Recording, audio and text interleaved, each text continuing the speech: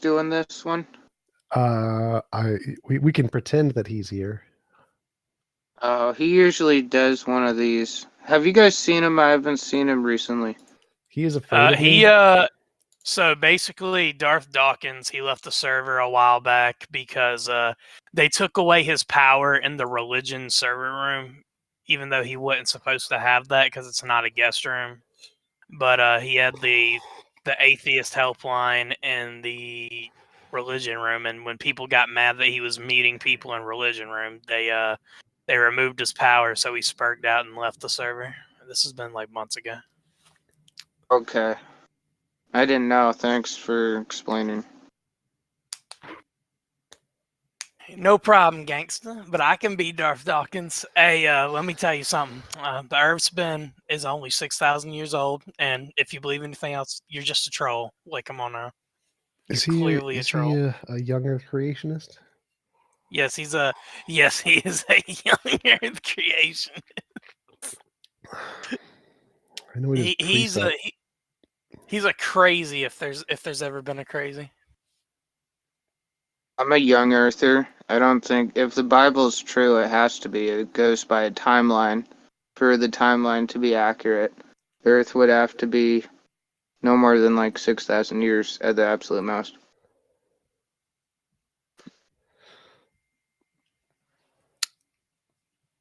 I just can't see that, man. It's just we have so much evidence that the Earth predates way more than 6,000 years. Oh, you can't prove that. There's no recorded history back that far. You're just assuming off of stuff that could have been totally different. There is actually if God really back then. There's recorded history. No, there's not. Like the Bible, I mean, there's some older texts in the Bible, but like we're talking about thousands of years ago. There's an actual recorded history much farther than that. Yeah, there's like Sumerian scripts exist 3,400 BC.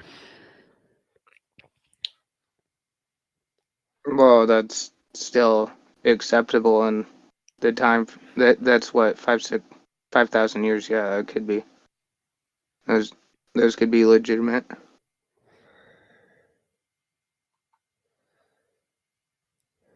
Well, that doesn't prove anything about these millions of billions of years.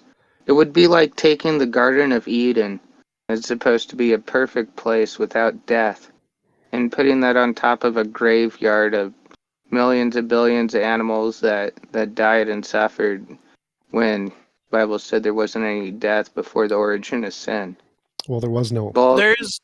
There's literally like there's still like sectors between Russia and Alaska that prove that there was a bridge made out of ice in that particular area, and that happened about 35,700 years ago. So the fact that people want to like say that the Earth is only 6,000 years old, I mean, you've got to be fucking crazy. You're still just assuming things based off of assumptions. You can't prove that. So how it actually happened.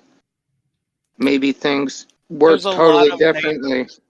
There's a lot of Native American like scripts, and sometimes they're not even scripts, they're images of like what it was like to cross the land bridge. Like this is something that has been documented by the natives when they came over here. There's no way you can definitively prove whether that happened or not, or when it happened. I mean, maybe it did happen. I'm not really going to dispute that people maybe crossed a land bridge, but the timeline is what I have an issue with, and they're just making assumptions. There's no way to prove it. Well, how did the natives get here if the Earth is only 6,000 years old? I just explained to you. Maybe there was a land bridge, but it doesn't. The people making this claim are wrong on the time frame of when this occurred, and they're getting that based off assumptions on things that can't be proven. Yeah. Well, I don't think you understand what you mean by proof. So you can't prove you're God, but we don't go based off proof. We go based off evidence. And there's evidence of science stuff when there's zero evidence of God. And so saying you can't prove doesn't mean anything. Like, you can't prove anything other than like I exist, but we don't really care about that. What we care about is what the evidence says. You're assuming that things happen the same on Earth as they're happening right now. Things could have changed a lot rapidly, and things could have been different with the environment where there's wild changes that you wouldn't think would happen Well, under that's the current state of the Earth. well, But that's we not an don't know because assumption. we weren't there. Well, it's not an assumption. That's based on the evidence. It seems like you're assuming that some kind of magic changed things so that didn't happen consistently, and there's no evidence of that. Or we have lots of evidence that it's consistent because of predictions that have been made based off of the assumption it's consistent have been proven correct. So it seems like you're the one who's making assumptions about the universe maybe changing the laws of physics without evidence, whereas we have evidence, and so it's not an assumption. Well, if the Bible is true, it's got to be 100% true, and so it's all or nothing. Are there a lot of things that might make the Earth look old? Yeah, there's plenty of examples of that. But if God is really all powerful and all knowing, couldn't He just make the Earth look old? I think so. Sure, but magical But leprechauns could have created the universe 5 seconds ago. The fact that it could be that way doesn't mean we have evidence it's that way. So there's lots of ways it could be, but unless you have evidence to indicate one of those ways over the other, the fact that we do have evidence for the naturalist worldview makes that one better. and especially with constant translations from Hebrew to Greek to English, like why are you banking on this idea that everything in the Bible that you've read in the English version is 100% true when there is a lot of words that are in the English version that are not in the Hebrew version? Like there's been multiple mistranslations of the Bible, so the fact that you're like banking on this, if one thing's true it's all true, like it just doesn't add up and it doesn't make sense. I believe the doctrine's 100% true. There's a lot of denominations that try to add and take away from that, and they got Why? it all wrong. Why? Yeah. Why Because do it's you? supposed to literally be the Word of God, and it's supposed to be a supernatural document that literally is immune to all this problems with interpretation through all this time. But but when you try to add on to stuff and take away from it, that's where the problem lies. Well, why do you believe it's the inerrant word of God? Like I could say Harry Potter was the inerrant word of God, but just saying so isn't evidence it's true. So why do you think it's actually some God-inspired document and not just a book written by goat herders thousands of years ago? Well, I mean, we have the most documentation of the Bible and it being completely accurately transcribed, way more than any other document by a long shot from that time period. Like, if you believe King Tut was a person that existed and you don't believe in the Bible, then it's like you have like a mountain of evidence for the Bible and you have a molehill for that, but people just automatically accept like King Tut's existence as an absolute fact, but Well, want to reject the Bible. I agree King Tut existed and I agree like Jesus existed, but I don't think either one of them had some kind of connection to the gods, whether it was Ra or Yahweh. And so the historical documents, I agree, are evidence that the characters in the stories existed, like the more recent ones, but that's not evidence that they're divine. So why would you think that the number of documents in the historical record would indicate they're divine? And also, we know that there are lots of errors in the copying of the Bible. There's tons and tons of them, but doesn't really bother me. Well, there's this book called The Case for Christ by Lee Strobel. I have read it. This guy's oh, good. Well, you know, he was well, you already know, but I'm going to say it for the audience just briefly. Sure. So this guy's a lawyer, and he set out to put Jesus on trial as like a mock trial to disprove Christianity, and through the process of doing it, he became a Christian, and he researched all the historical evidence for the existence of Christ and whether he actually did these miracles that the Bible talks about, and and that's how he became a Christian. Yeah, but when he was writing his book, he didn't actually follow the methodology of the courtroom or historians. He seemed to have made up his own methodology. So, for example, in a courtroom, if somebody brings forth an eyewitness testimony of magic or something, say someone used a magical spell to kill somebody, the courtroom is going to immediately throw that out because testimony of magic, miracles, mythical creature, the paranormal, the supernatural, UFOs isn't accepted in a court of law because we know how bad human personal experience is as a source of evidence. And so in a courtroom, in order to justify those things, you need some kind of an empirical basis, something you can verifiably test to show the magic is real. And then once you can demonstrate the magic is real to the courtroom, then you can accept the testimony. But you could never accept the testimony until you have the demonstration that the magic is real. And so anything that lacks this explicit empirical basis isn't accepted in a courtroom because eyewitness testimony is so fallible. And that's why his case for Christ wouldn't have passed in a courtroom.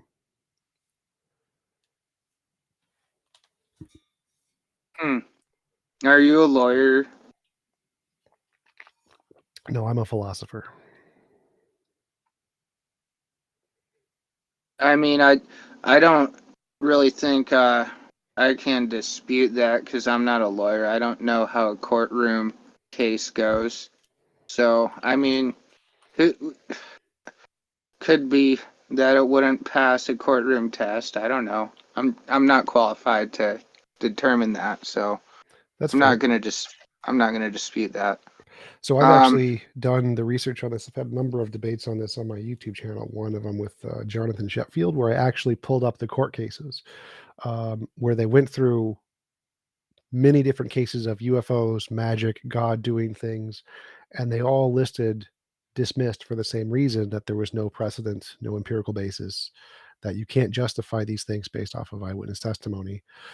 Testimony only works for things that already have precedent, that have already been demonstrated to exist in the past. So like I saw somebody commit a murder, or I saw somebody like walk their dog, but never I saw a unicorn, I saw magic. Those are never accepted. And you can check all the court cases I listed in that debate if you want to verify the things I'm saying.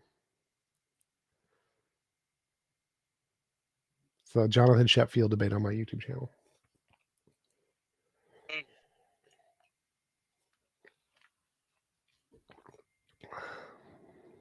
Nice. I'm gonna take a look. Cool. See if somebody else has some questions. I'm gonna head out. All right. Bring Lenny up on here. I feel like he's gonna have something interesting to say.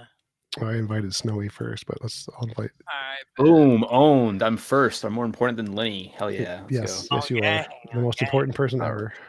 So true. So true. I agree. But anyways, I'm an atheist too, but I saw your debate with Destiny on objective morality. So you still believe in objective morality? Yes. Okay. I'm just, this probably is not a very great question, but like, how do you demonstrate that with any sort of... You can't. It's a hypothesis. It's a hypothesis. Mm-hmm. So I don't have any proof for it, because if I did, I'd have a Nobel Prize. It's just a hypothesis that I think is true. I think we will discover it in the future, and I make predictions that we will hopefully discover in the future that will confirm my hypothesis. Wait, okay, so like what kind of evidence would prove, like not just like can you prove objective morality, but like what kind of evidence even would be required to prove objective morality? Well, any novel testable predictions are evidence of any hypothesis. So you just say, if my hypothesis is true, here's something that we would expect to see in the future that we don't know yet. If we get it right. So what some I'm saying is, some examples would be Yeah. like, I would predict that artificial intelligence is going to develop a morality that's going to follow the same patterns of moral intuition and moral progress that we see in the past for humanity, and is going to lead to the same conclusion point that I think is that we're leading to. And I think the same pattern would be discovered in any form of life throughout the universe. That would be, if that is correct, then that would be good evidence that there is some guiding principle causing our moralities to be the same objectively. So it would just be if other societies that are not human end up developing similar moralities to humans, then that's like evidence to support, not prove necessarily, but to support objective morality, is what you're saying. Yeah. So like if all or most other intelligent life forms in the universe followed the exact same pattern of moral progress, then that would be evidence that the thing causing that moral progress wasn't just coincidence and that there's some guiding principle there. Okay, when you say exact, I mean that's a pretty absolutist thing to say. I mean, like, how can you say? I feel like what would happen there is there would be some difference somewhere between the moral codes, and then I could point at that, and you're like, oh well, it's not going to be exact. It doesn't have to be exact, right? Yeah, it doesn't have to be exact, but the argument is okay, right. So then, what does it need to be? Generally the same, like anything that would increase the p-value for some event that is higher than random chance or something along those lines. Generally the same? Yes. So like my model says that any involuntary imposition of will is immoral, and that as we increase in intelligence and resources, we tend to see more impositions of will as unnecessary and immoral. And the further along we get intellectually and the more resources we get, the more of these we will tend to see as immoral. And so any society that we see, the more technologically and intellectually advanced, the more involuntary impositions of will they will see as immoral. And that would be the pattern that we would be looking for. If it's the opposite of that, that would be a defeater from our model. Okay. I mean, are there any other... I mean, I'll comment on that, I guess, in a second. But, well, actually, I might as well just do it now. Okay, so would it not be more so the case that not just that any involuntary action, but it would be just maybe any involuntary action that is done due to like a lack of evidence? I mean, like, or like a lack of information. So, for instance, like the reason that we don't let children do nearly as much as what adults do is you could probably just say it's just due to a lack of information on their part. I'm not sure what you're asking. Well, I mean, like, we don't let so we don't let children run into the streets. We restrict things that people want to do, even if they're consenting to it, because they don't know what they're doing exactly. Right. So I define consent as like adult level intelligence. So children can't consent by definition. Right. And do you think that adults can consent to something without knowing what they're consenting to, and then should be stopped from being allowed to do that? Well, no, if you don't know what you're consenting to, then you can't consent to it. So you have to know. Okay, so then how do you know if you know what you're consenting to exactly? What? How do you know if you know what you're consenting to? Well, say I wanted to eat chocolate ice cream and I consent to eating chocolate ice cream. Anything beyond that I did not want would not be consensual. So getting cancer or something would not be consensual. Eating chocolate ice cream would be consensual in the flavor and whatever. But getting cancer or getting fat would not be consensual. So those would be immoral. So literally just the things you are able to process and consent to without any externalities is the part that's moral. I hate to so like the abortion thing. What? Go ahead. But Lenny is asking if you were recording/streaming this event. Yes. All right, there you go, Lenny. There's your answer. Oh, what a great answer. Great question. Okay. So one of the good examples is like abortion. Like you can consent to sex without consenting to pregnancy. It's the same kind of a thing where you can consent to the parts of the interaction that you fully understand and want, but not consent to the consequences of the action that are the Okay, parts you so don't what want. if you do fully understand something, but there's like aspects of it that you like. Let's say, okay, so you fully understand a situation. There's aspects of it that you like, and there's aspects of it that you don't like, and there's nothing that you can do beyond engaging in that situation to get those aspects that you like. And so you do with the thing, but you don't want those negative things, but they happen anyways because that's the only way for they have to happen in order for you to get the positive thing. It's like, Well, that part's not are you actually still consenting, true. or are you not consenting? Because like you still don't want those things to happen, but you know they're going to happen anyways if you do X. So it's not the case that those necessarily happen to happen. So it's logically possible to say eat 100 pounds of chocolate ice cream and not gain weight. There's no logical contradiction in that statement, and so it's logically. Well, no, I'm possible. just saying if there was, I'm not going to give any specific example because, like, I mean, the thing that you think would be the most moral society is like libertarian free will, literally be able to do whatever you want, and that's not like a physically possible thing. Why wouldn't that be physically possible? Okay, so it's physically possible. Why would a completely libertarian free will society in which everyone is always able to do whatever they want not be physically possible? In the same way that like being all powerful is like in and of itself not possible. Right? I mean, like, unless you think that being all powerful is possible, like logically. Well, right. possible. So, but this isn't claiming you are all powerful. The definition What of if I want morality. Well, the definition of morality gave is no involuntary imposition of will. And so that means you can do whatever you want with yourself and your universe, but you can't do anything to anybody else without their consent. And no involuntary imposition of will. Yeah. But it's like, I mean, that doesn't mean you get anything you want. That means you get anything you want only regarding yourself and your property. So it doesn't apply to other beings. And so if you imagine everybody got their own universe and they got to do whatever they want with it, that would achieve this principle that I've put forth, and it's perfectly logically possible. There's no contradictions there. Without any other being. Okay, so let's say that like I have my little universe, and then within that universe, I take some inorganic material and I form it into organic material, and then I form that into some conscious being. And it would immediately get its own universe, and you would immediately get its own universe. Yeah. At like what? Like at the expense of my universe? No, it'd just be like magically teleported to its own universe space. Like magically teleported. So it would be impossible for me to ever populate my universe with other conscious beings if they didn't want to be there. Yes, you would be unable to force any conscious agent to do anything they did not consent to doing. So, yes, it would be impossible for you to force conscious agents into your universe. They could consent to entering, and that would be fine, but you couldn't force them to. Well, I don't necessarily know if I mean, they can't consent to being created. Well, that doesn't matter. So, an involuntary imposition of will is once you are conscious, you don't want something. But becoming conscious, if you weren't conscious prior to that, you don't not consent to it. So it wouldn't be immoral to create someone. I'm not an antinatalist. It would only be immoral to create someone and then force them into subservience to your universe or whatever. Do you think we can know what it's like to not exist?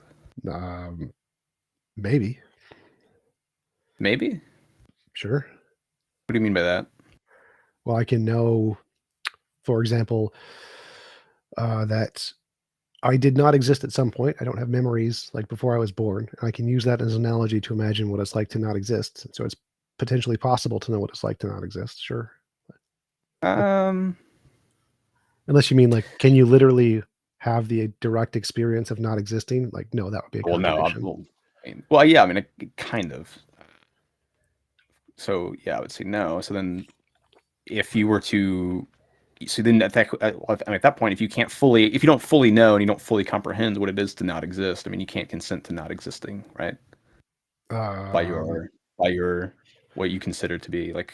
Well, I'm not sure what your argument is there, because I fully comprehend what it is to not exist. No, I understand that. So it's like then you would say, I assume you would say like that suicide is immoral, right? No.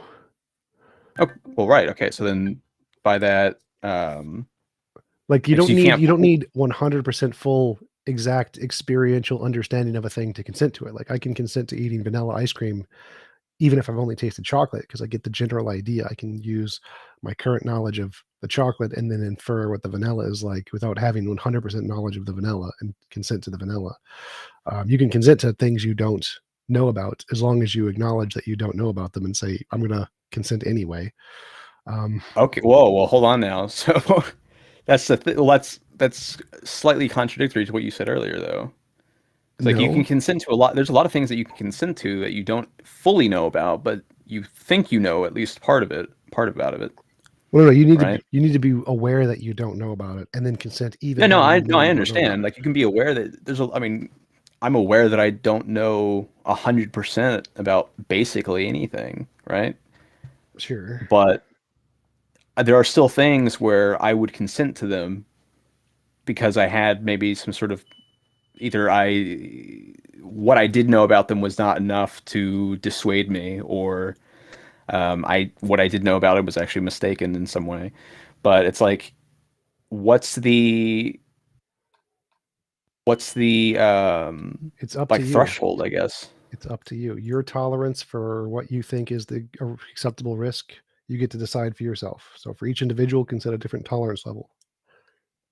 Okay, well, so that's the other thing. So like then it just comes back down to, is there anything that so then you can absolutely consent to something fully without knowing what it is, and through that inadvertently, well, so there's lying wouldn't be possible. So like if I said I want you to enter my universe and you get lollipops and gumdrops, but instead I'm like Hitler or something and get the Jews in, that wouldn't be possible. Like you couldn't falsely give someone information that they would consent to and then have them bound by some extra obligatory laws that they didn't consent to. That wouldn't be possible. Well, you could say, I have a universe. I'm not going to tell you what's in it. Would you like to join it? And it may be just torturous for you.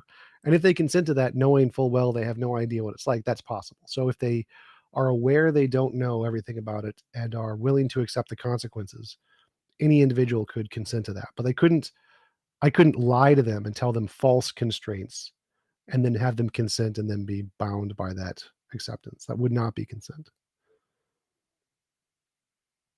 Okay.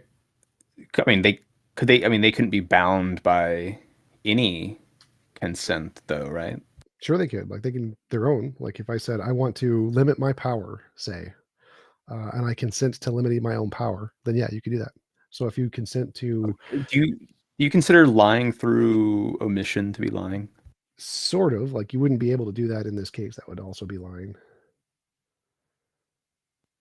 Well, so then it just comes down to, is there any information that's being withheld from them that if they were to know it, they would not consent any further? Yeah. And then they don't know whether or not that information is even there.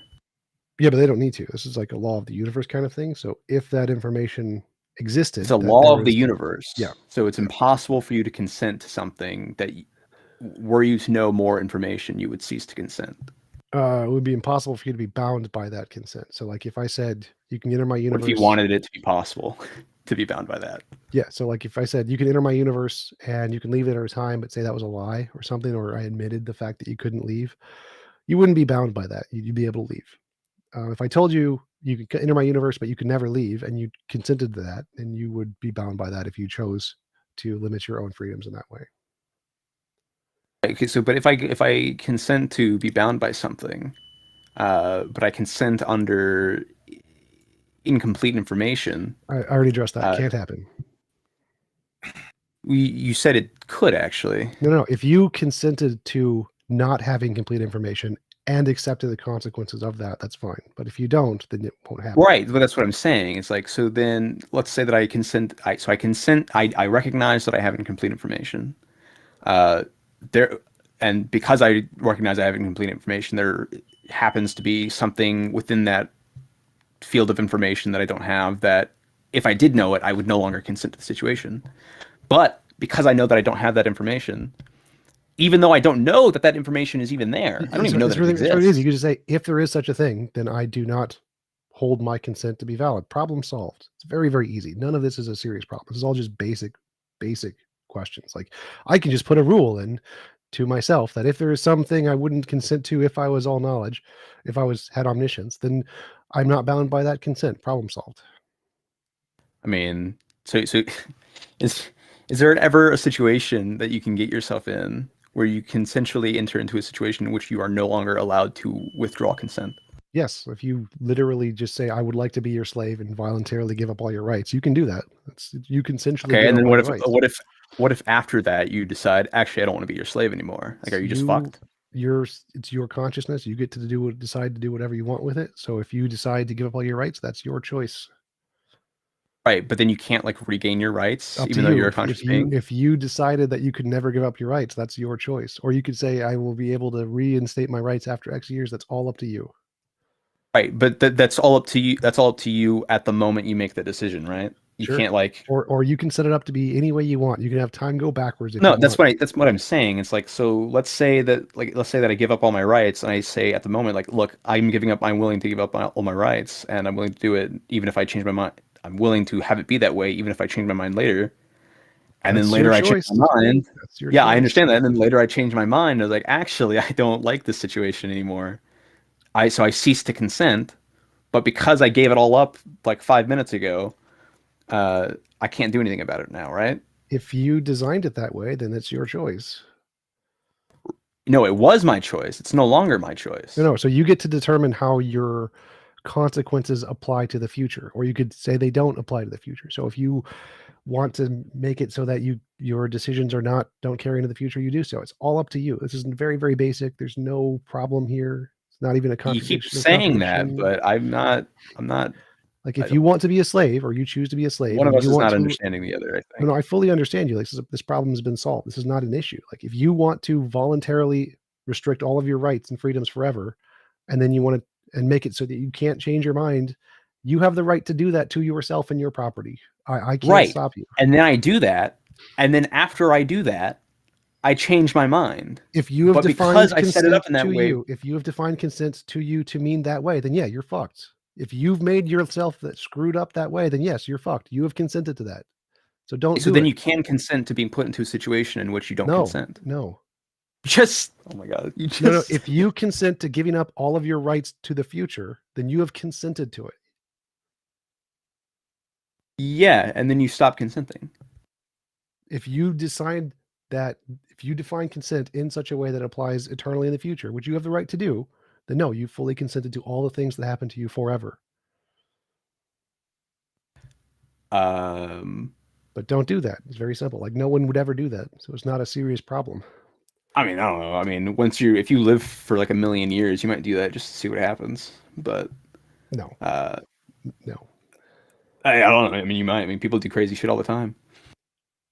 But the point is that you're consenting to a situation in which you can, once you do that, you can stop. Like you can be put into another situation in which you didn't consent. No, if you've consented to that exact situation to never being able to revoke consent, then you've literally consented to that. So this is not an issue. It's very, very Except basic. you consented to it when you had So that if I information. consent to all future states of my non-consensual actions, that's you consented. You've given consent to all of those things already. This is very basic. I've already answered this like 10 times. If you consent, but I didn't know that you were going to do those actions. No, then you could just apply that rule, like I said before. If there is something I don't know about in the future that I wouldn't consent to, then just have it not be the case. So, like, again, very, very basic. This is not an issue. I've already answered it like 1,000,000 times.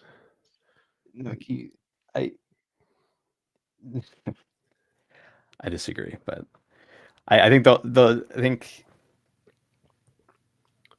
because you've said that you can't consent to a situation in which you do not consent, and then you say that you can consent to a situation in which you do not consent. No, that's not what I said at all. So you can choose to consent to things that you don't have full knowledge of, or you can choose to not do that. Say only consent to things you have full knowledge of. Right. You can. Choice. Yeah. Exactly. You can. Yeah. So you can choose to consent to things that you do not have full knowledge of, if you want. and within the realm of things that you do not have full knowledge of, there's quite possibly something that, if you did have knowledge of it, you would no longer consent. Right. So then just add a rule. It says if there's something in this that I don't know about that I wouldn't consent to. No, I understand that, like the individual, but I'm saying is like at some point you not consent yourself into a situation that's immoral. No. I'm saying that you can, even by your own rules. You absolutely can No, I've consent already proven yourself it into a false. situation that's immoral. No, I think an example of like what he's trying to say is like consenting to something you don't have full knowledge of, like signing a contract without fully reading it, something along those lines. right, but I already addressed that. So no, that cannot happen unless you literally make yourself ignorant of the stipulations of the contract and then consent to it, given your ignorance, which would just make you a moron. So no. Yeah. Okay. So it's more morally justifiable to do bad things to morons then. No, because again, Well, it is if they consent to it without realizing what they're consenting to. then it wouldn't be a bad thing.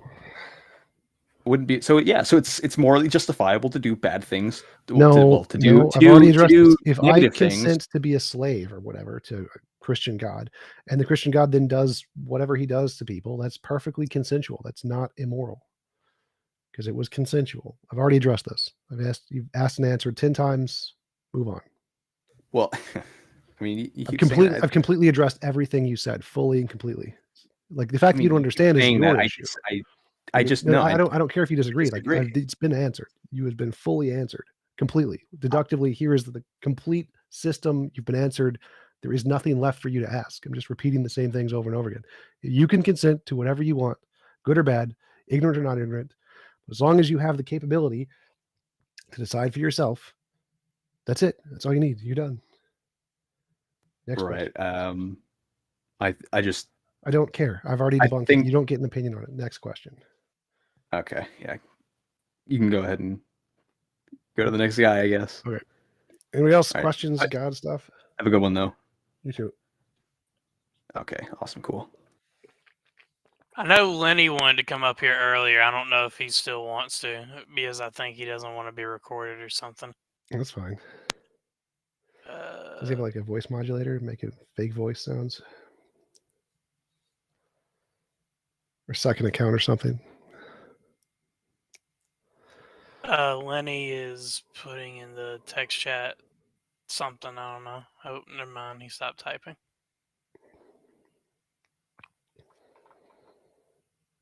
You wanna bring a Darwin up here? He might have some questions. Oh, Wee has his hand up. All right. Hi. So is this for atheists to talk, or is it for religious people to ask questions? Either one. Go for it. Okay, so I'm a Muslim, Okay. and people keep bringing up contradictions, and I don't think they're true, because there's a lot of people who refute it. So it's not true. So it's still the word of God. It's the truth. That's called reading into the text what you want it to say. Yeah, I did. No. So in apologetics, when you read a text like the Quran or the Hadiths or the New Testament or the Old Testament, you can read them as for what they say, like read them literally, or you can try to interpret them to make them fit your worldview. One of them is letting the text say what it actually says, and one of them is just called making stuff up. So if you just read the text, give me examples of this? Sure. So like you can like stuff that is not refuted. Not refuted. Like I don't know enough about the Quran. You can just Google contradictions in the Quran. There are tons of them. Yeah, I did that, and there's all of them are refuted. Well, no, none of them are refuted. So Islam is universally accepted as false. Like it's all wrong. Every academic says it's wrong. It's not even taken seriously. But you can take phrases and interpret them to make them fit your worldview, just like young Earth creationists take phrases in the Bible to make it fit their worldview. It's not true. The text doesn't say that. The text does have contradictions. You're just using the ambiguity of language to try to make it fit your worldview, to try and make it not be a contradiction. No, it's because Arabic is a perfect language. It's not. There are actually tons of problems with the Quran. Like the moon didn't split in half. Also, there's a lot of interpretations because it's translated into different languages. And Arabic is, if you read Arabic, it will make sense. No, it doesn't. I've read it in Arabic. It doesn't make any more sense. It's still gibberish. The moon did not. You read Arabic. Wait. You can read Arabic. The moon did not split in half. Birds did not dive. Yeah, I did. No, NASA found a crack in the moon. So that's there evidence. are lots of cracks in the moon. It doesn't go all the way through, and it did not split in half. I don't know about you, but I trust NASA. Well, NASA says the Quran is wrong. NASA emphatically says the moon did not split in half. Like every one of them. You can just Google, does NASA say the moon was split in half? They say no, every one of them. Okay, you know what? I'll just admit it. I'm an atheist. I was just joking around. That's okay.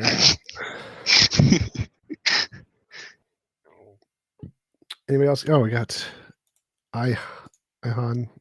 Isan. What's up? I was about to say he's had his hand up since the start of this. He just kept leaving and joining back. It's okay. Are you there, Isan? Hey, hello. Hey. Sorry, I'm traveling, so there will be a little bit of background noise. If that's okay. No problem. Okay, so I wanted to ask you a question, like something that we were talking about in the chat is like, so you agree to consensual necrophilia, right? Yep. So, like, if I die, I can give my body to somebody and say, you can do whatever you want with it, and that's not immoral. Right. Okay. So I mean, this is one big problem with a big difference with religion and atheistic sort of view. That in religion we believe we have soul, right? Yep. And well, is your soul in your body? Yeah, like even from a, let's say, a naturalistic sort of view, it's like a life form is sort of a consciousness that can build itself a self-managing biological vehicle. We can call that soul, even though the religious interpretation would be much deeper than that. But anyway, so last time I discussed with you, I couldn't even discuss the empirical part of the sort of evidence for God, and I only gave the basic argument that we are all. I mean, there are many scientists and cognitive scientists, neurobiologists, and so on, who in their science literature talked about how people have an innate receptivity to believe in God, like a natural disposition to believe in God, because that's how it is for us, all of us. Wait. So why do you think that people having a natural disposition makes it more likely to be true? People have a natural disposition to believe in thousands of fallacies, biases, illusions, delusions, misconceptions. We have names for them: anchoring bias, appeals to authority, appeals to majority, appeals to emotion, appeals to consequence. Yeah, but that's not what the scientist is. I'm sorry again. There's too much. Yeah. So that's not what the scientists just discussed. They're not saying we have natural inclination for something like rape or something. It's only a few things, only some 4 or 5 things. Like, for example, one other.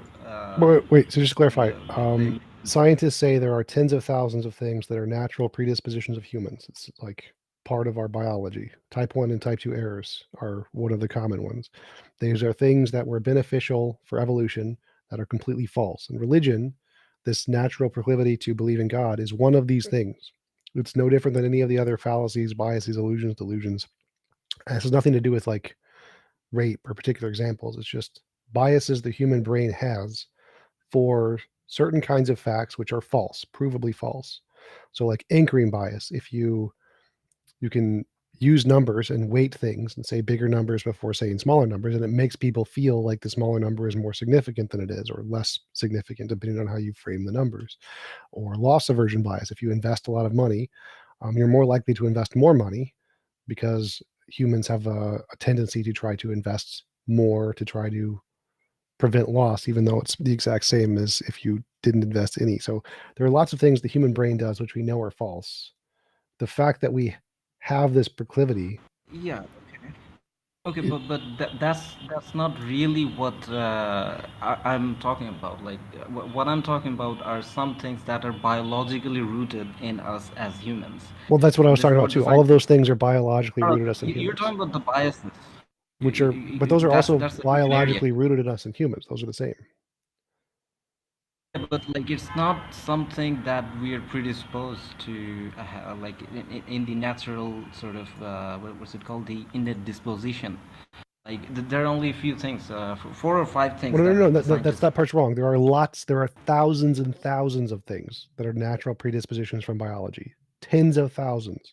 Biases. Those are like some tendencies, right? But that's not the same What thing do you as, for think is the example, the. difference? Because those in all philosophy and all of science and all biology, they're the exact same. The tendency to be religious, the tendency to believe in type 1 and type 2 errors, those are the exact same. Hyperactive agency detection system, exact same. Anchoring bias, exact same. So what do you think the difference is? Well, I don't remember exactly, but there's a categorical error we're making here. But the main point was that, like for example, so the one other one I keep trying to mention is example, we have this sort of disposition for pair bonding, which is also found in some animals, not all animals, but a lot of animals, right? So I'm trying to make again, the basic argument I gave last time was that if we are naturally inclined to believe in God, then that makes it justified to believe in God from a pragmatic point of view, because as long as there isn't a sort of some reason as to why we should we should undermine the natural inclination, and then there's the question about how is this even possible in Wait. So go back. reality. I want to address the first point. I want to address the first point you said there first. So first thing is we aren't dispositioned towards pair bonding. That's actually a recent social development. Humans have not been like that for the vast majority of human history. So that's false. The disposition to believe in God is literally a hyperactive agency detection system. It's literally the bias that we see type 1 and type 2 errors, where if you hear a rustle in the bushes and you think it's a lion, you always run away. If you hear a rustle in the bushes and you're good scientific minded and say, I'm going to wait for more evidence, you get eaten by the lion. And so humans have a disposition to always say there's a lion in the bushes, there's a monster under the bed, be afraid of the dark. The volcano was caused by a volcano god. Humans have a disposition to always see agency in everything, which is one of the fallacies that is a product of evolution, which we know is false. And belief in God is the exact same thing. Secondly, the defeater argument that we are justified in believing things until the defeaters are provided, that's also false. We already have defeaters. Like if we know that humans have evolutionary dispositions, tens of thousands of them that are definitively false, then simply saying that we have a disposition is not evidence it's true. It's more evidence it's false, because we know that we have lots of false dispositions. So both of those things you said are incorrect. Okay, I really I don't know what to say. So like you're saying this is not something that is biologically rooted in us, and No, it is. I fully agree there, but it's biologically rooted in the exact same fallacies and biases that are also biologically rooted. So it's no different than any of the other things. Well, again, I said that the scientists would disagree with you on there. Well, no, I know all of the scientists. I've had them on my channel. You can. Julian Mussolino is a neuroscientist. For example, someone like Justin Barrett or Justin Barrett isn't a scientist. I don't know, Oliver Petrovich, Ian Renzian, and like the Oxford Anthropological Society. So I know the consensus of experts. The consensus of experts is that belief in God is a disposition that is a result of type 1 and type 2 errors. That is the consensus among scholars in every academic field. So for every one scholar you can list who disagree, I can list about 1,000. No, I don't think you can. But that being said, you can check the consensus. You can check the polls. The consensus literally shows that no, the position you're talking about is a minority crackpot position that is not supported by the evidence. Like you can find the polls on this. This is very, very common. This is very easy to find. Is the fact that religion is a disposition in humans a result of magic, or is it one of the thousands of biases and fallacies that we know about? Like everybody in the field agrees it's literally type 1 and type 2 errors. It's literally what it is. Yeah, like I mean, for example, in your debate with Daniel Hakikaji, you said that pragmatism is actually not a moral theory. It's more like what? What was it you Pragmatism said? isn't a moral theory. Sorry, not pragmatism. Utilitarianism. Utilitarianism, It is utilitarianism actually, is not a moral realist position. yeah, and all the academics agree with you there, right? Utilitarianism is a pragmatic position, not a moral realist position. Yeah, and all the like scientists, we all agree with you that the QF, it always existed even before there was a universe. Most physicists do, yes. The quantum fields. Yes, that's the consensus in physics. Right. I thought it's the like the universe. The laws of physics that determined the like the QF and like. Well, no, the like laws matter of is physics just one are a aspect. result of the quantum field. So the quantum fields are the things that created the laws of physics. The laws of physics don't just exist. Oh, okay. So, like, yeah, okay. And all the scientists agree with you there. All right. Yeah, you can find the poll on it. Anyway, It's called A Snapshot of Foundational Attitudes for Quantum Mechanics by Schlosshauser. There are literally polls on this, yes. Oh, okay. Yeah, I'll just like take your words for it. Well, you don't take my word for it. Google it. Google a snapshot of foundational attitudes in quantum mechanics. Just Google it, right? Okay. Okay, just Google it. If I list a publicly available poll and you can Google the title of the poll to find it yourself, yes, that's a good idea. Yeah, I just hope that your fans, like whoever it is that follow you, should actually check this out. I've posted it and showed it on my stream. You can literally find it. They have done this, so my site actually does do the research. Yes. Okay, I wanna discuss that a little bit later, but before that, there's this other part about you asked. Okay, we have more other sort of what's it called, like intuition for other things. So like for example, science, logic, empiricism, and so on. No, none of those. So those how do aren't you intuitions. prioritize? How can, on what basis can you prioritize? The ones that we can What basis can demonstrate you correspond prioritize to them? reality and the ones that we don't. So like math and science and logic you can use those to make novel predictions about the future, about things we don't know yet, and get them right. Whereas the biases that are wrong make predictions about the future and get them wrong. So that's how we tell which ones are right and which ones are wrong. So it's like sort of natural selection? No, it's novel prediction. No, I said natural selection. Right, it is not natural selection. Natural selection is not how we do it. We do use novel prediction. Then so again, and then like if you are going to accept. Oh, okay, all right, but then in that case, why isn't the belief in God also prioritized the same? Because all of the novel predictions for God-based belief fail. That's why.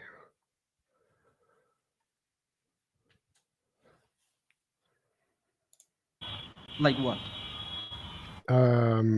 Like every novel prediction made by any religion or God ever, like they're all wrong.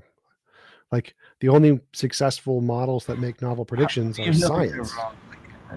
What?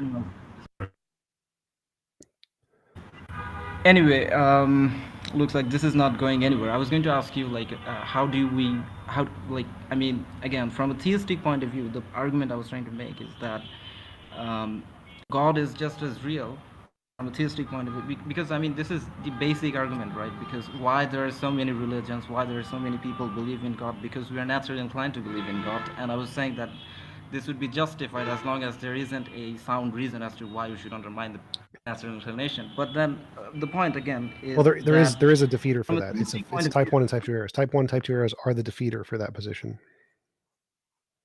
No, it's not. I know about some things about type 1 and type 2 error, but it doesn't justify anything about why we should undermine the natural inclination. It literally does that. So, like, if we hear a rustle in the bushes... It shows that there is a natural inclination. Let me try to explain this to you. So, if we hear a rustle in the bushes, we as humans tend to think it's some kind of a conscious thing like a lion or a ghost or a spirit because of evolution.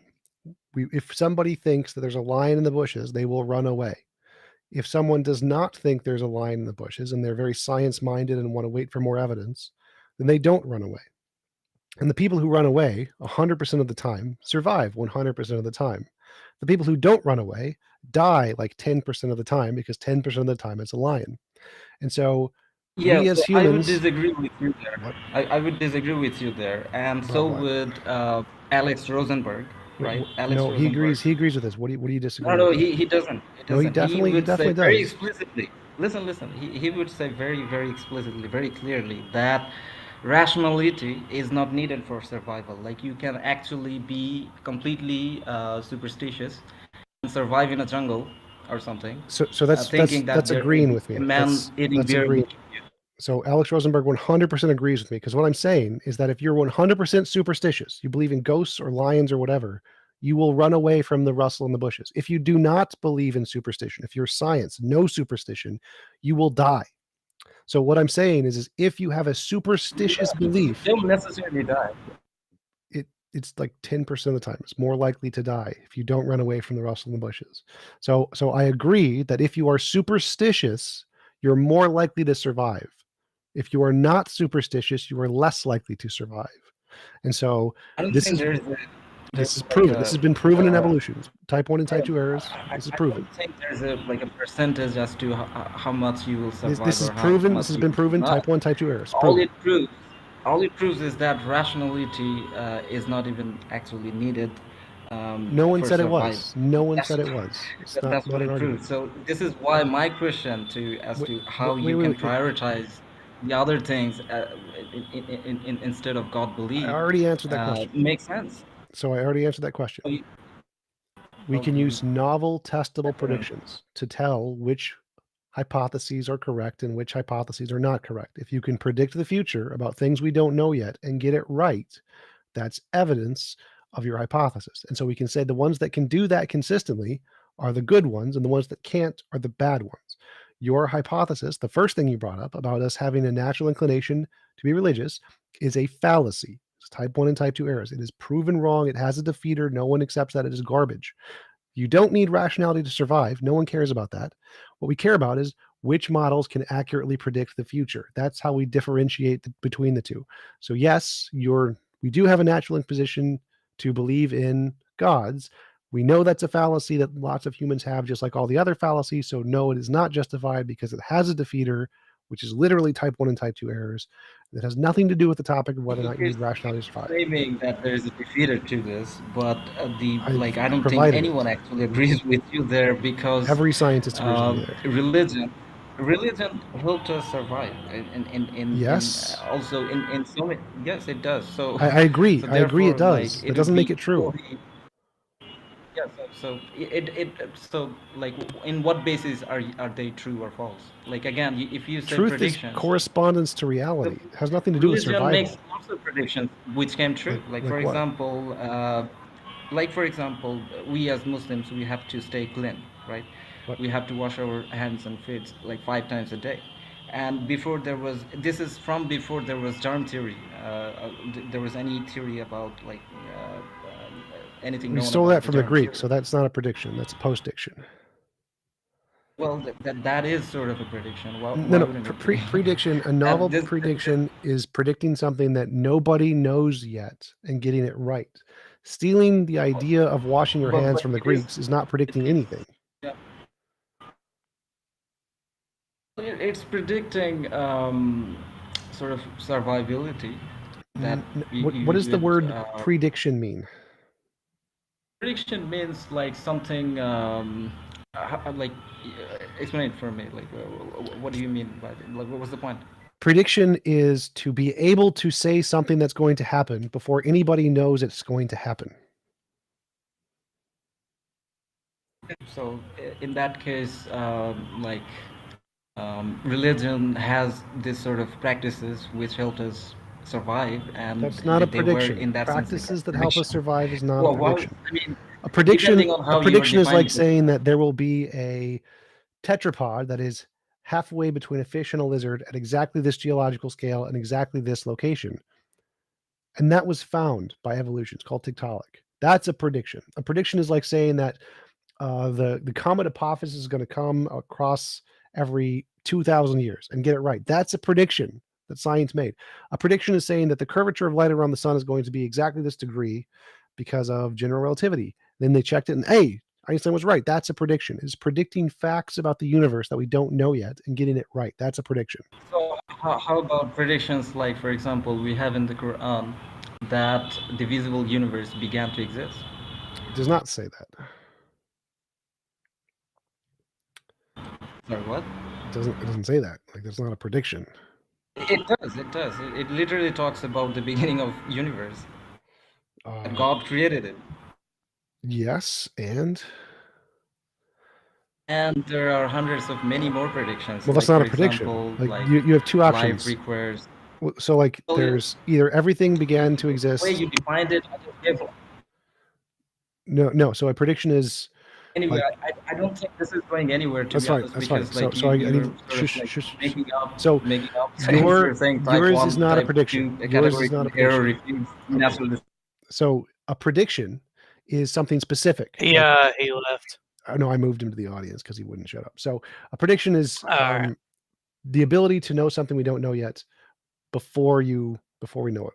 And saying that the universe began tells us nothing, because guess what? God still existed. So the universe as an everything did not have a beginning in theism because God still existed. And in physics, the same thing is true. Our universe having a beginning is not everything having a beginning. There is a quantum field before the universe. Nobody thinks that literally everything began at the Big Bang. So the consensus in physics is that all natural world did not begin to exist. There is no evidence of that. Our universe, the local universe, began to exist. There's no evidence that everything in the universe, everything like natural world, began to exist. It's not a thing.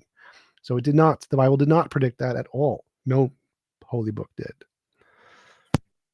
All right, who's next? Trinity wants to come up. Yo, Trinity, you gonna accept it? There you go. Right. Hi. So I was just curious earlier because I joined and you were discussing consent. Yeah. And so you said that dead people can consent as long as they consented prior to death, right? Sure. And that raises the question that once you also said once you enter an agreement that requires your consent, no matter what happens afterwards, since you gave your consent once, you continuously give your consent. If you agreed to that situation. Okay, and what situation, like, could you give me an example of that? Well, like if I said I will give up my consent and be your slave for eternity or whatever, and then I can't revoke my consent, and I wrote that into the agreement myself, then that would be me consensually giving up my ability to change my consent status. Okay, what do you believe that there's any like barriers or boundaries for consent? Whichever ones that you establish. No, I mean, do you believe that there are people and things who can't give their consent? Oh yeah, sure. Kids can't consent. If you don't have intellectual, like people who have mental handicaps can't consent. Animals can't consent. So yeah, in order to consent, you need a certain level of intellectual development and maturity. Okay, so in order to consent, you have to be aware of the situation and you have to be able to sorry about that.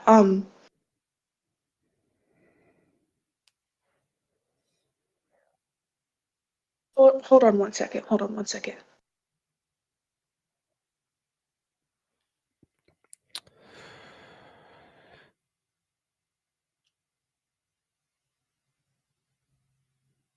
Also, while she's Sorry about that. oh no, never mind. No, you can go ahead if you have something to say. I just wanted to ask you, TJump. Wow, after she's done speaking of Lenny saying he wants me to speak on his behalf, but he still wants to come up here. Oh, that doesn't make sense, but okay. Just want to let you know. So essentially, the rules for consent is you have to be conscious of the decision that you're making, and you have to be within the means to make that decision, right? Sure, it sounds good. And also earlier, you were talking about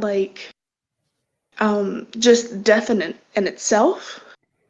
And I noticed that you mentioned that it's not an absolute.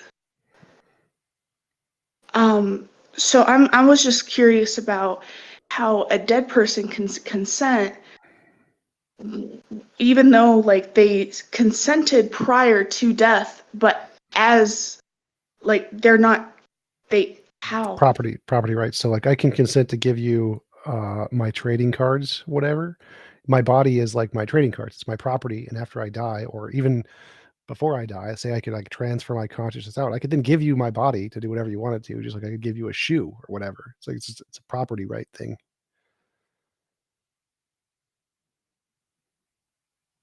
Okay, thank you. Yep, no problem. All right, so Lenny wants basically he doesn't want to speak because you're streaming. He just but wants his he face to be on text the. it. He wants to text it, and he's gonna have me read it. Okay. This is gonna be interesting. Lenny, are you gonna text in my DMs or in the chat? Oh, he says Allah is proof of God. So God is God. It's a little circular, I think.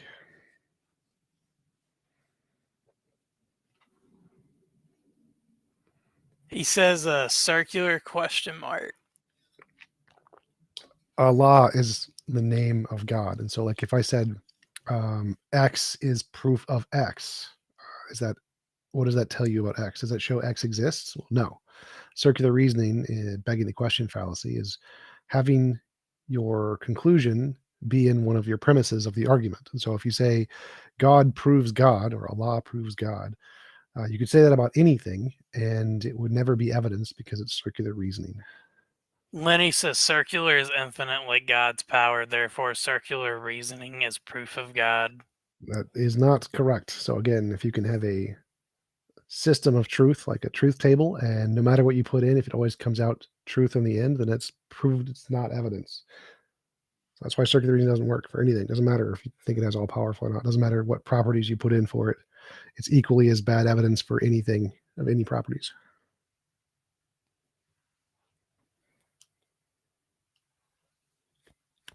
He said, what is your standard for correctness without a law?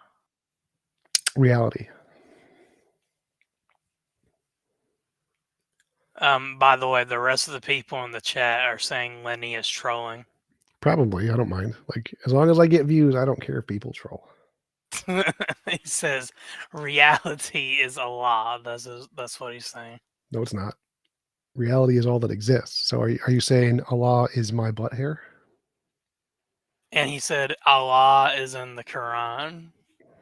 Well, if Allah is in the Quran, then he must not have created the universe because the Quran is a book. So if he's in a book and that's it, then he didn't exist prior to whoever wrote the book. Now he's asking, can you prove that Allah isn't reality? Sure, because the Quran doesn't make novel testable predictions. It's incorrect. The things in it are false. Therefore, he did not create the universe. He says it does. It predicts atheists go to HE double hockey sticks. Well, as soon as like you could die and then go there and then bring back evidence of that being the case, then that would be great. That'd be a phenomenal novel testable prediction. If we could die and then go to hell, that would be great evidence. Unfortunately, hasn't happened. He said we can test this with the hadiths of the Prophet. Well, the hadiths are all wrong. So, like, the moon didn't split in half. Birds did not dive bomb elephants. Sperm does not come between the hip bone and the back or whatever. Like, it's just wrong about things. Salt water and fresh water do mix. It's wrong about that. So yeah, the Quran, the hadiths are wrong about a bunch of stuff. He says salt and fresh water don't mix. Oh, they do mix. There's actually literally an ocean where fresh water from rivers goes into the ocean with the salt water, and they literally mix. Lenny Literally. says he has proof that salt and fresh water don't mix. Again, what do you think happens when rivers flow into the ocean? Is it magic? Does it magically not mix?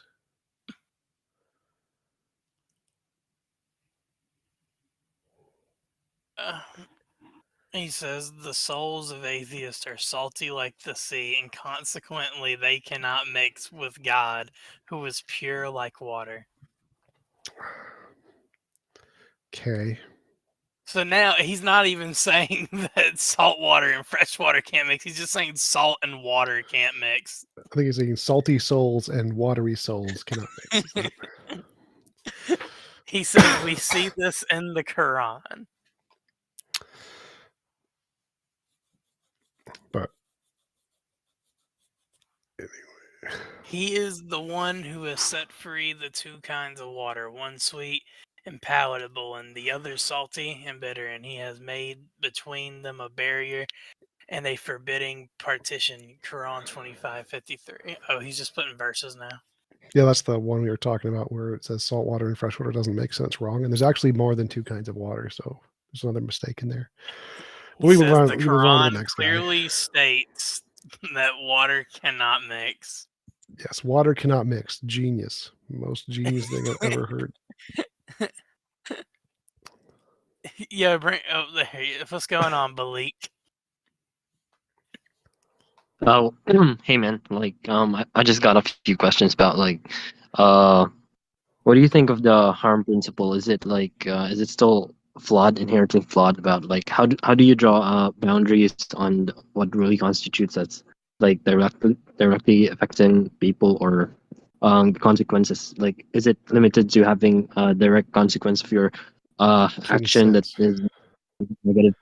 I use consent. So harm principle doesn't matter. So like you can consent to being harmed, and then it's not immoral. So I don't really care about harm. I care about consent.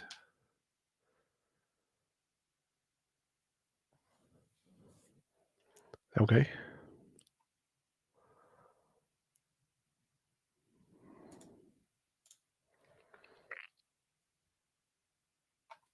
I'm back. Right. Thanks for inviting me back. All right. Anyways, so this is going to somewhat relate to what we were talking about earlier. Do you think that like a person in the future is the same as a person in the past? It's up to you. So you get to define it that way if you want in your universe. Well, no, I don't know that that's. I don't know that that's actually how that works. Well, if you have your own universe and you can define the rules of the universe, you can make it one way or the other. Like if you don't like it the way it is here in this universe, you could change it if you wanted to. So you literally become a new person every second, and that's up to you. Like I don't care if you want to do that with. Well, your no, universe, I mean at that point, it's not an actual like it's not an actual what's the word I'm looking for?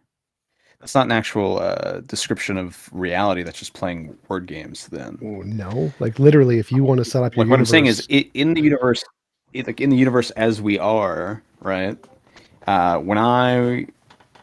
How I am now, 5 minutes into the future from now, or 5 minutes. Yeah. In our universe, typically, I think we're the same person. Yeah, sure. Identity persists over time. Okay, so you think that we are? Yeah.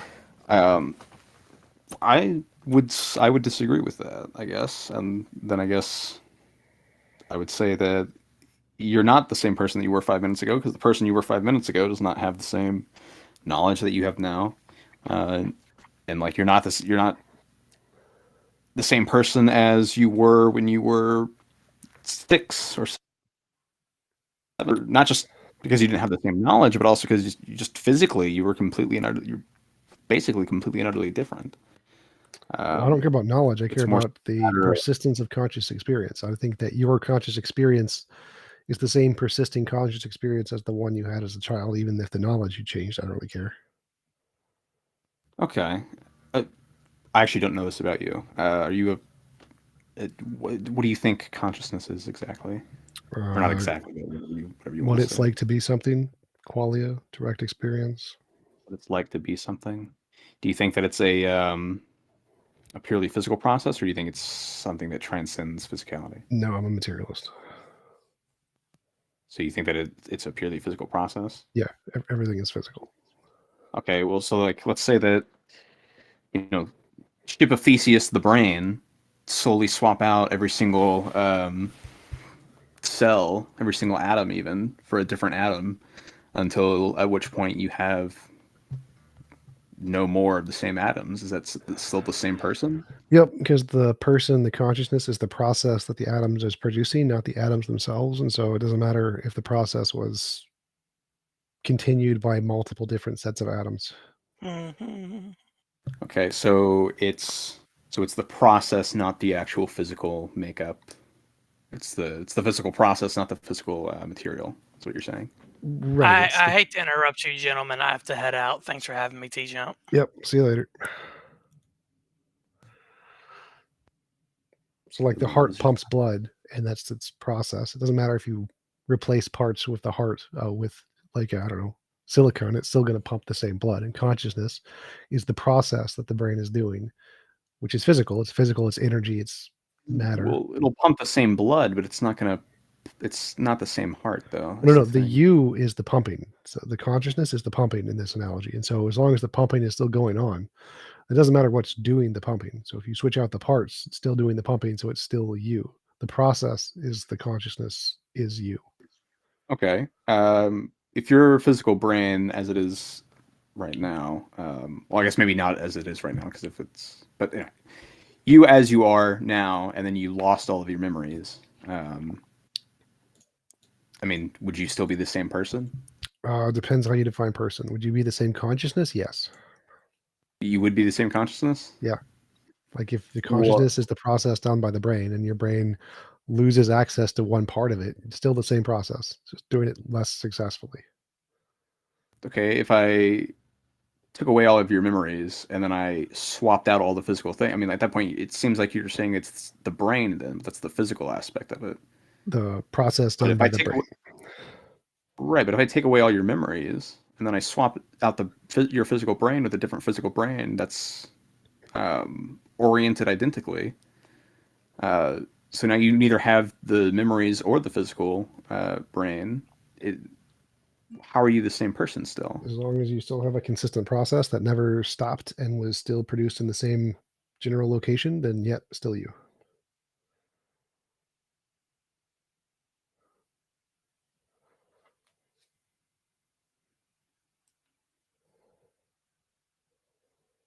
I mean, do you not think that the formation of memories and the keeping of memories are part of that process?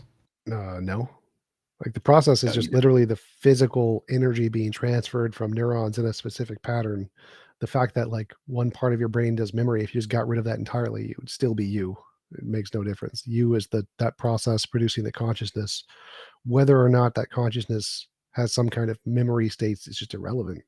Still you. So you don't think memory is necessary for consciousness? No, definitely not. Could you describe what an entity that has consciousness but no memory at all, no memory whatsoever, would be like? Like people with short-term and long-term memory loss?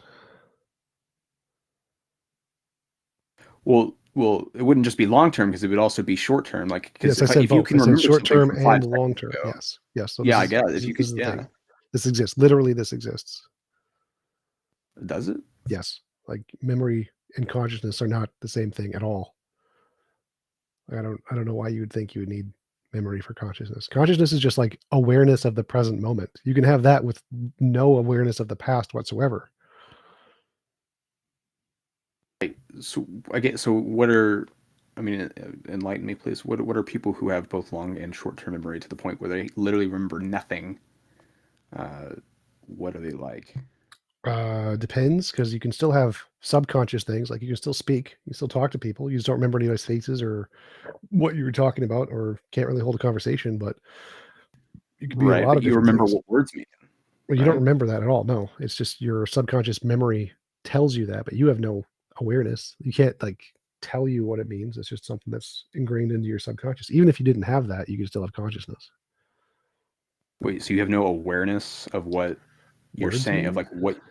Yeah, you have no awareness of what words mean? Yeah. That's also a and thing. you're still saying the words. Yes. Like just So- like you're breathing and you're not intentionally breathing, you just do it. So you need neither memory nor awareness in order to have consciousness. Well, you need awareness. You don't need awareness of what words mean because that's memory. So you don't need memory at all. Memory is completely irrelevant. Again, this is very, very basic. Not really a hard concept to understand. You can be consciously aware of the You present keep moment. saying that. I mean, I'm clearly confused here at least. So I mean, what confuses you about a thing that is consciously aware of the present moment but has no memories? Like babies at some point become consciously aware of the present moment but have zero memories, right? That's a thing. Clearly all living beings who have ever existed have to go through this state of at some point having literally no memories and just an experience of the present moment. Like this should not be a difficult process to wrap your So head around. I feel like there's a difference between like something being able to react to present moments and then being conscious, because it's like germs can react to I the didn't say present anything about moment. reacting. I said nothing about reacting. So having a direct experience, conscious experience, is completely different than having memories. All living beings who have brains and who are conscious start at one point where they have a conscious experience of the world but have no memories, right? Like literally it has to be the case that conscious beings exist with no memories at some points along their existence, right? Because they didn't Right, have but any experiences. So yeah, no, I would agree with you there. Except that the second that they pop into existence, they already start having once they start having experiences, they start generating those memories. Sure, but let's suppose that part of their brain was broken and they aren't saved to memory. They can still have the direct experience without the saving to memory part. Two different parts of the brain. I don't.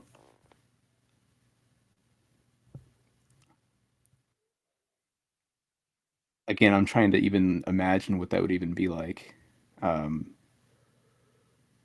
I'm kind of struggling with that. I don't see how you can have a conscious experience and not have memory.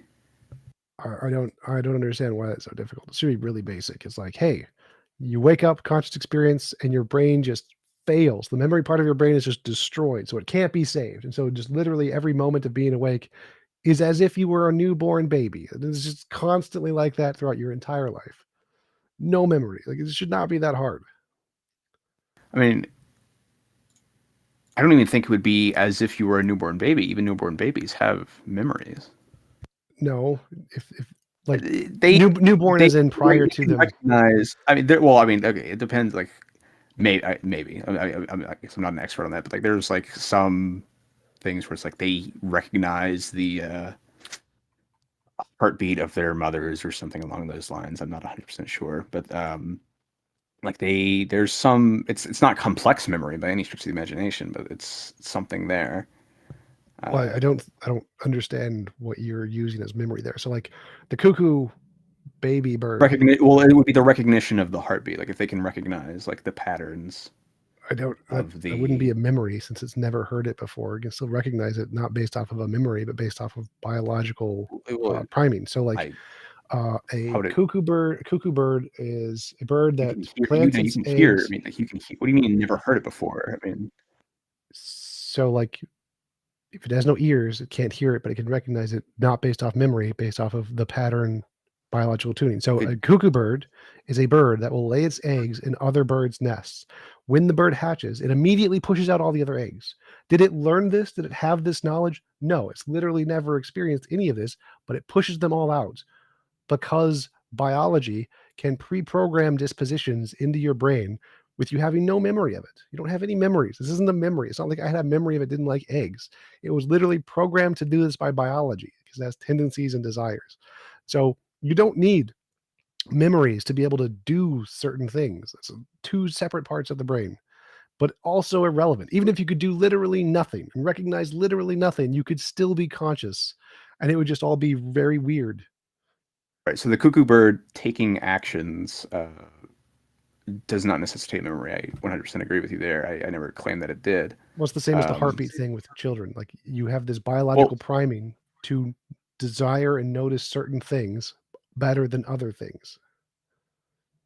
I don't think you can be biologically programmed to react to a person's heartbeat Yes, better than some other person's heartbeat. I don't know that that's because like how Literally would that irrelevant. biological Literally programming irrelevant. know Like, what your literally mother's irrelevant. heartbeat is going to be like before you're There are lots of born? ways to do that, but it's literally irrelevant. So I don't understand why this is so hard for you to understand. Yes, conscious things can How exist is with it- literally no memory. What is so hard about that?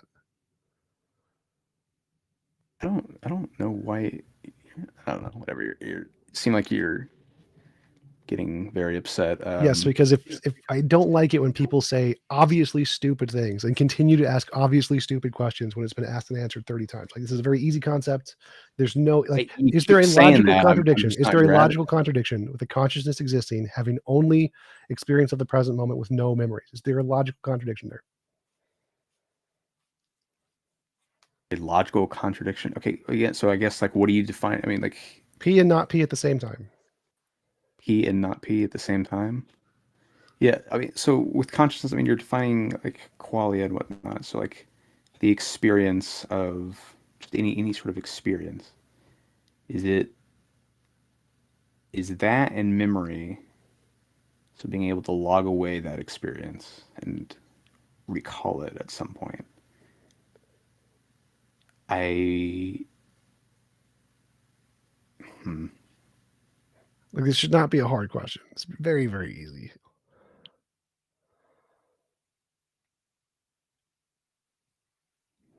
How do you have what through what mechanism is How should I giving know? rise to the experience? Huh? How should I know? It wouldn't make a difference. Like, literally, I could say anything. Magic. I don't care. Makes no difference to the argument what mechanism is producing the consciousness. Irrelevant.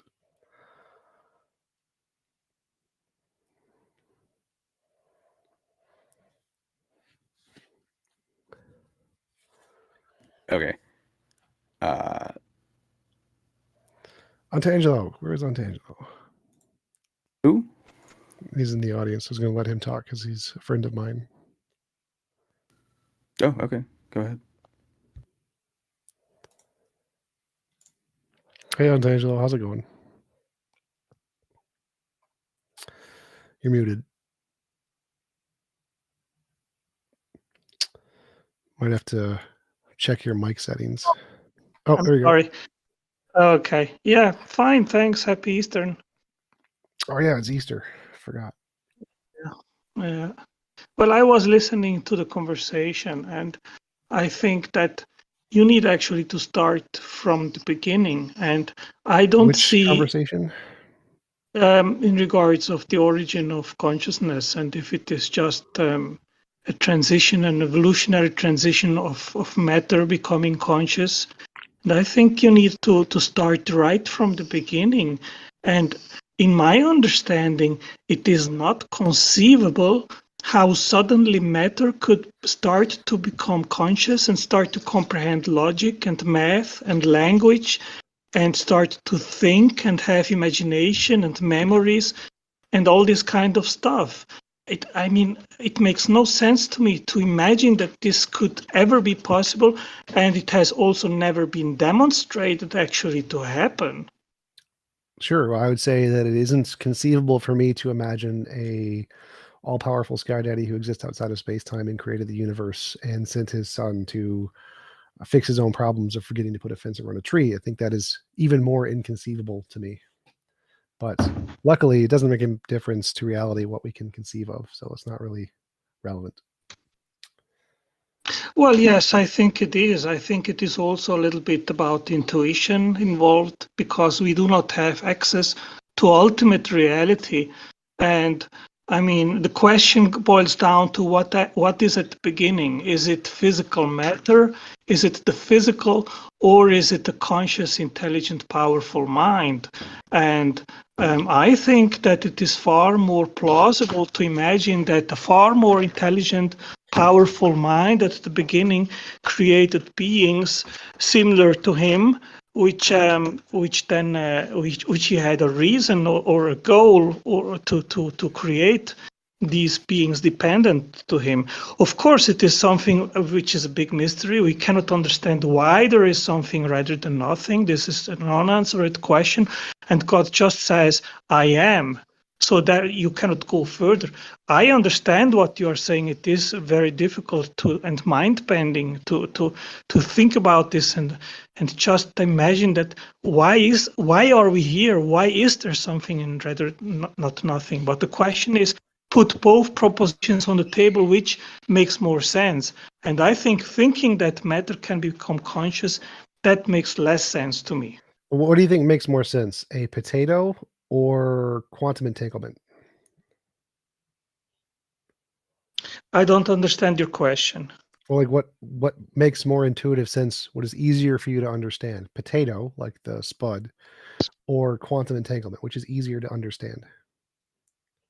Well, I would say if you ask me what is a potato, that's easy to understand, right? Yeah. What is quantum entanglement? That's difficult to understand. I agree with you. Right. So the ability for us to understand things easily isn't evidence of which is more likely to be the fundamental nature of reality. Our ability to understand things isn't relevant to the fundamental nature of reality because we are trapped in this macro world. So understanding potatoes, very easy for us. Understanding quantum mechanics, very hard for us. And so it's actually more likely that the thing that doesn't make sense, that is very hard to us to understand, is probably going to be the true thing about the fundamental nature of reality. And it's probably not going to be one of the things that's very easy for us to understand because we live in a very different realm than the fundamental nature of reality. I don't know. I don't know if I agree with that, Tom. I think it boils down to a discussion about epistemology. How can we understand origins? What framework can we use to come to meaningful conclusions? Well, I think you're skipping a step because that would be trying to use the methodology you already like without first demonstrating it works. And so, like, can you name a time where it's easier to understand, like physics, chemistry, biology, any progress that's ever been made in any of those fields has been easier to understand than our everyday lives, potatoes, farming, horses? Like, do you think that's ever been the case? Or do you think all scientific progress usually becomes harder to understand the more we go into it, which is why it requires higher levels of degrees to get there? Yeah, I agree with you about that. So if it's the case that as we make scientific progress, it gets harder and harder to understand, and the things that are the most easy for us to understand are the least relevant when it comes to the higher academic progress you make, then why do you think that pattern is going to switch when it comes to the most fundamental thing? I don't know if I necessarily think that, okay, but what I put on the table right of the beginning is intuition, okay. So first of all, we have never observed matter to become conscious. So that is you cannot base that assertion on empirical demonstration. Sure, but there's lots of things we haven't observed, but that doesn't make a difference. Well, We've never observed God. We've never observed a mind outside of space-time. We've never observed a thing being able to make space-time. Like, there's lots of things we've never observed. There's probably more of them in relation to a God than to physics, but it doesn't matter whether or not we've observed it. That's not relevant to the argument. The argument is... Go ahead. Well, I would disagree with you here, Tom. I would say that God has self-revealed himself to us through the scriptures, through the Bible, and through the incarnation of Christ, which coincidentally to our conversation right now is said that he did resurrect on Easter Sunday, today 2,000 years ago. And we have many testimonies which even died for their belief or what they experienced and saw. I would not agree with you that God has never revealed himself to us. That wasn't the argument. I didn't say he didn't reveal himself. That part is irrelevant. So let's say that he did reveal himself in the Bible. where did we demonstrate, where did we see a mind outside of space-time? Where did we demonstrate a mind creating time and space? Like, we have those words written on paper, but where have we ever seen it actually occur? Because like there are lots of words written on paper. I can write quantum entanglement on paper, but that's not an actual demonstration it exists. Yeah, I think that analogies are very, very powerful indicators, and we can construct very powerful arguments in regards to the existence of God, as I have done many times, even here on this platform. I think that we can, by our own experience, see that we are able to make certain things, to construct certain things which we have never been observed, just non-intelligent mechanisms to be able to instantiate, right? So if we see in the natural world things which perform and work very similar to things that we have made, and we have never observed these things to be instantiated by natural means, then this is a strong indicator, even if we've not directly observed it, that these things in nature also require an intelligence in order to be instantiated. Well, that's a hypothesis, but we have lots of hypotheses. So I have a hypothesis that the natural world is the best explanation for all consciousness. And so how do we tell which hypothesis is the better hypothesis? Well, I give you an example. Would you agree that giving meaning to words is something that only intelligence does? Not necessarily, but that's so the question I asked was, how do we tell which hypothesis is a better hypothesis? That's the question. Well, I think that, as I just said right now, analogy is very interesting. If you see something that we as intelligent beings can do, and we know by our experience that non-intelligent things cannot do, and we see things in the natural world which are very similar that we have constructed with our intelligence, then we can infer that probably these things in nature also were made by an intelligent source. So do you know what an argument from analogy fallacy is? Go ahead, please. Well, it's using analogies to try to infer truth things about the universe. Like, analogies are a great way to build a hypothesis. Perfectly fine. But they aren't evidence the hypothesis is true. So you need something else above the analogy to show that the hypothesis is true. Just the analogy itself isn't evidence. Yeah. Well, when it comes to God, then it is not about what is 100% true or empirically true. If that were the case, and if we would have access to that information, then we would not have this conversation, right? Well, I don't care about proof. I didn't say anything about proof here. So my question was, how do we tell which hypothesis is better? And you said analogy, and I said analogy isn't evidence. So what I think is evidence is novel testable prediction. If you can accurately predict things we don't know yet about the future and get it right consistently, that's a very good reason to believe your hypothesis is correct and the others are wrong.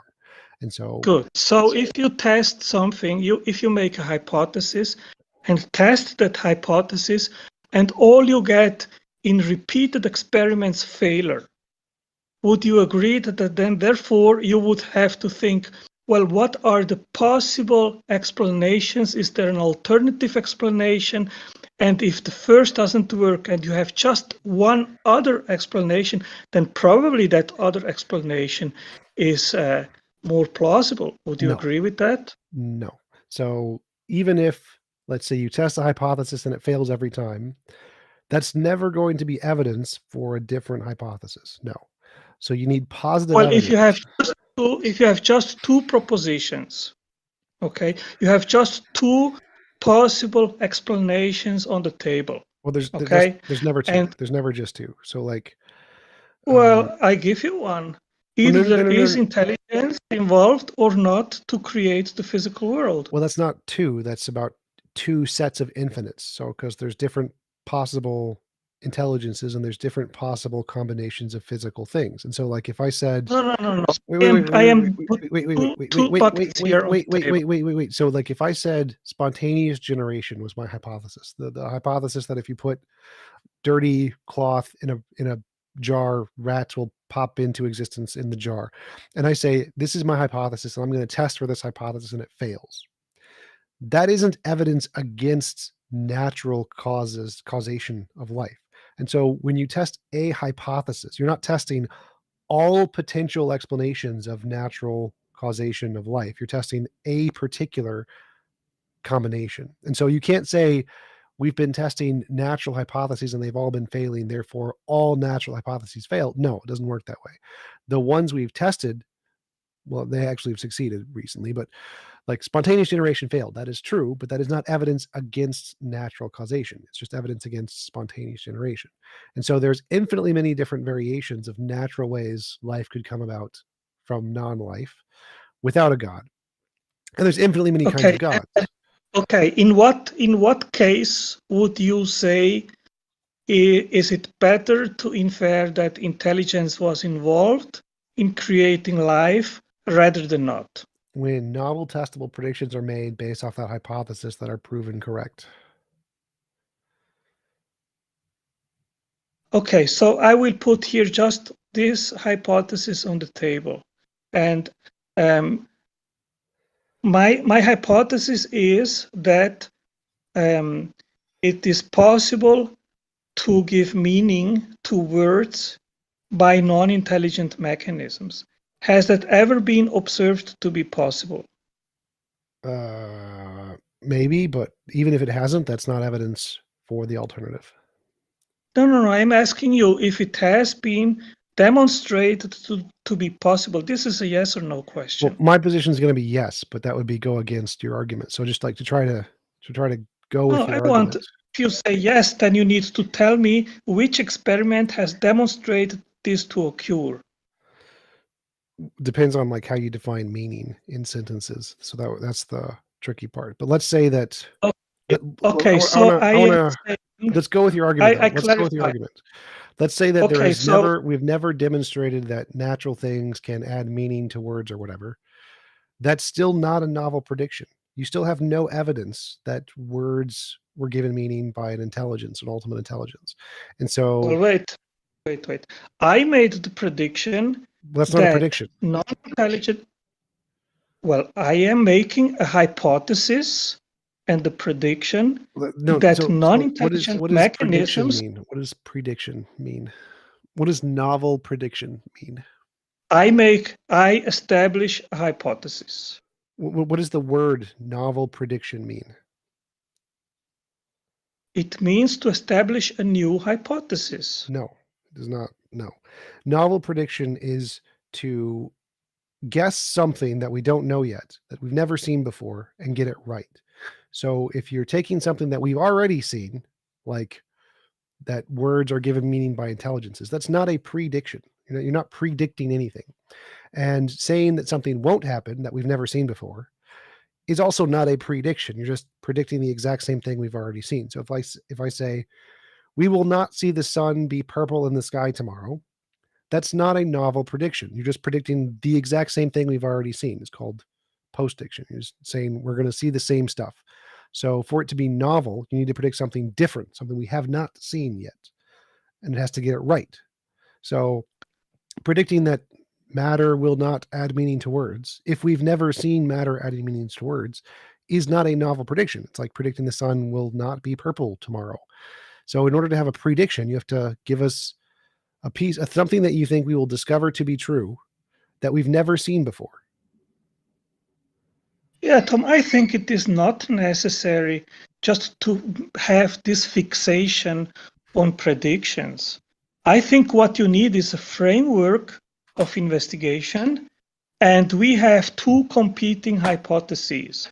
One is that intelligence was involved in creating life, and the other is that intelligence was not involved in creating life. Well, that's the hypothesis part. The hypothesis part we don't care about. What we need is something that can show one hypothesis is better. And the model that I think does that is not a prediction. And you're saying, Okay, well, I we don't need agree novel with you. prediction.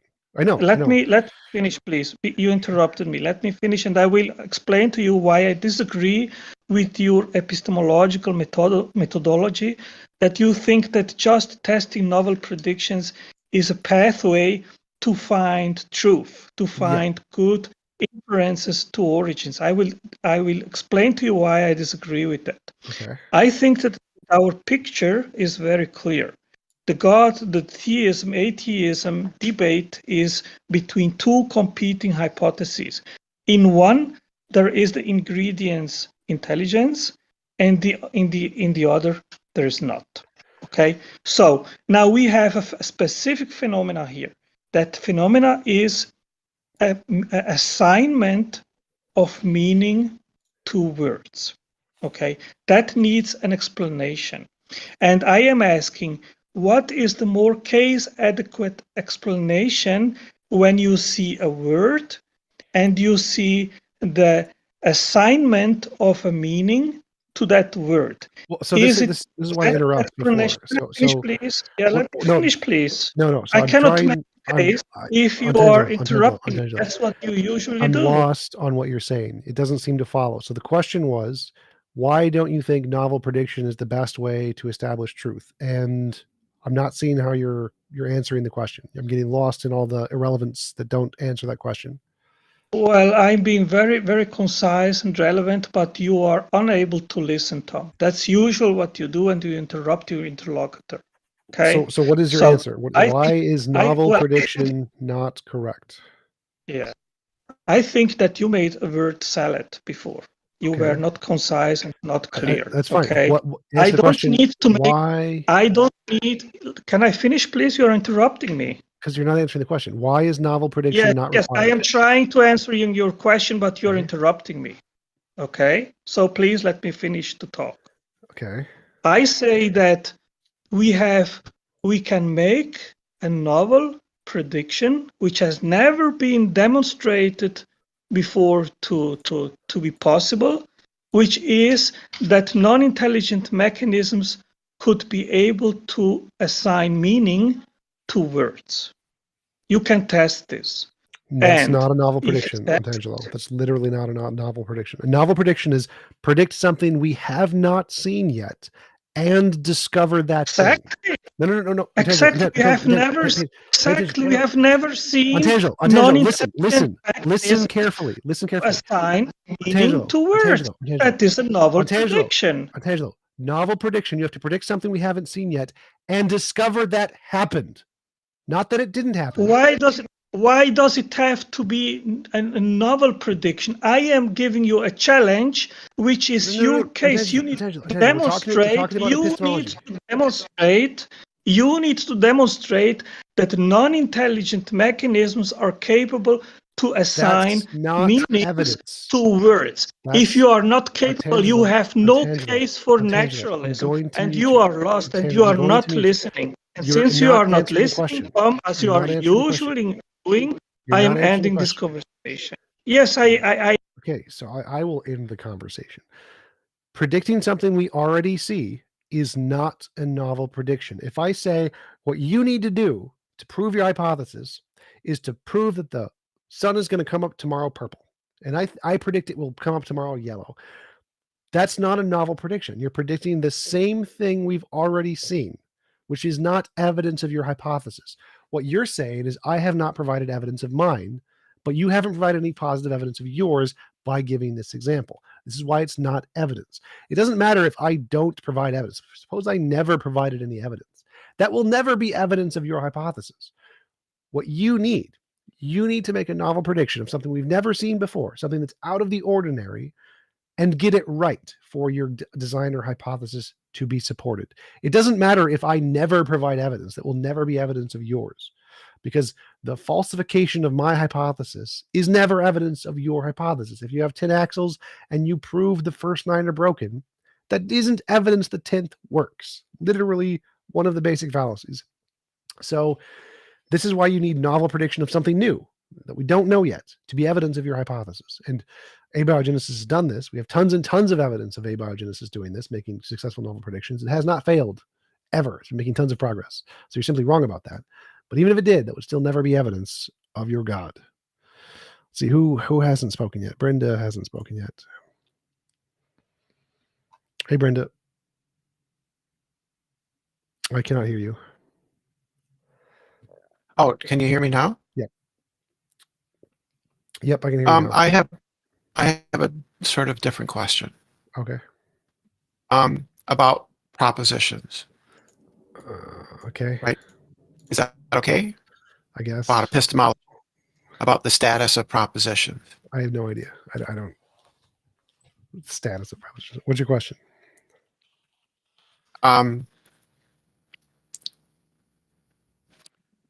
Are propositions mind dependent? Depends, I guess. So if I say that bachelors are unmarried men, and I say that there is a possible world with no minds in that possible world, but I say it's true of that world that bachelors, or there's some analytic truth, doesn't have to be bachelors, some analytic truth about that world. Does that mean that necessarily there must be a mind that gives No. that proposition? And so what error am I committing? I said no. Yeah, So I didn't say that you had an error. what's my mistake? I didn't say Huh? that. I didn't say there was a misstep. Okay. So I've had arguments run against me that say that, if I say that a proposition is true, and we can talk about logically possible worlds, the contention seemed to be, I said, in that possible world, analytic truths are true. They want to say that I am saying that there must be a mind that in that possible world. I don't know why they're saying that. Because they say it is an entailment. Well, like to form a sentence, I think would require a mind. I think, and so. Yeah, and the fact. Well, so like if truth is a property of sentences, and so if no sentences exist, then truth wouldn't exist. But there'd still be facts. There'd still be facts in the universe. Like it is a fact that there isn't a married bachelor. But that sentence is only true if you express the sentence, and then truth is a property of that sentence because it corresponds to reality. And so if you're expressing a sentence, then obviously there has to be a mind to express the sentence. So in that sense, propositions can't exist without a mind, but the facts of the universe would still be there, correct, without the mind. I think the argument that's been put forward to me is that there must be a mind. If it's true about that world, there's a logically possible world about which we can say true and false propositions, then it must be a mind in that world. That doesn't make any sense. I know, but what mistake is being made? What error is being? Is there some kind of philosophical dispute about propositions and whether they are mind dependent or not? Sure, but I think the consensus is that they are mind independent. But there's definitely a dispute there between like the idealists. But propositions are mind independent. That's the consensus. Yes. But there is. I don't know what disagreement. Yeah, I think that proposition is just a sentence in a language. Yep. Right, and in order to have a sentence in a language, you have to have a mind that can form true or false propositions in a language, right? Sure. So propositions depend on minds. Sure, but the proposition doesn't exist, but it can still describe a universe even if it doesn't exist. So I can say the universe with no minds in it has a potato or whatever. That sentence could be true because I said it in my universe. But if I never said it, it would never be true, right? But it would still describe the universe if someone was ever to say it. And so even though it is required for me to say the sentence in our universe to accurately describe that universe doesn't have a mind, but it still accurately describes that universe. Yeah. So does that necessarily entail that you must believe that propositions are mind independent? For the proposition to be said, it requires a mind. For the proposition to describe a reality, it does not require a mind. I'm not sure I'm quite getting the what's going on. I'm not quite. There's something about this issue that I'm not getting. It's just words require minds because we made them up. But the words can describe reality just fine, and reality has a set of things, words that would describe it if they were said. Sure. So that's all there is to it. So the words are contingent on the mind, but the words describing reality is not contingent on the mind. That's a separate thing. Whether or not the words correspond to reality is a separate fact to the words requiring a mind to exist in the first place. And so, right, the truth of the proposition depends on some facts about that world that make that proposition true. right. And so Right, it 'cause is an equivocation between those two things. The facts that propositions and words require a mind is true about their existing, but it's not true about their correspondence to the reality. And to say that they do is a conflation between those two separate facts. Yeah, because there have been I don't know if they're necessarily theists, but they are Morons. not naturalists. Not well. You said it's a consensus view in philosophy. That it's not contingent on a mind in the second case that I mentioned about the correspondence to reality. That part is separate. Oh yeah, the truth of the proposition isn't contingent on a mind; it's contingent on the facts. Right. Because the facts are the truth maker. Right. Right. So, and then when people refer to propositions, they're usually referring to that, not the fact that we require our minds to generate the words. Yeah. So this is kind of confusing. It's helpful to talk about it because there are theists, more sophisticated apologists who will bring up these issues. Yeah. And I have difficulty navigating this because I suspect there's an equivocation, but I can't always pin it down. Well, it's that exact one where they're taking the fact that we need to generate the sentence in our brains, and so it's required. A brain is required to generate the proposition for it to be true. But what makes it true, the truth maker, is the correspondence to the reality, and they're trying to equivocate those two things to say that the proposition and its the facts that make it true are both contingent on a mind. When they're not, it's only the first part, the generation of the word, that's contingent on a mind. Okay. Well, I have difficulty doing this because the way it gets put is often very confusing because there's a conflation going on. Yes, right? And that is intentional to try and make it confusing. I'm not sure it's intentional. I think it's in some cases it's conceptual. They have this concept and they're going to stick with it. Yeah.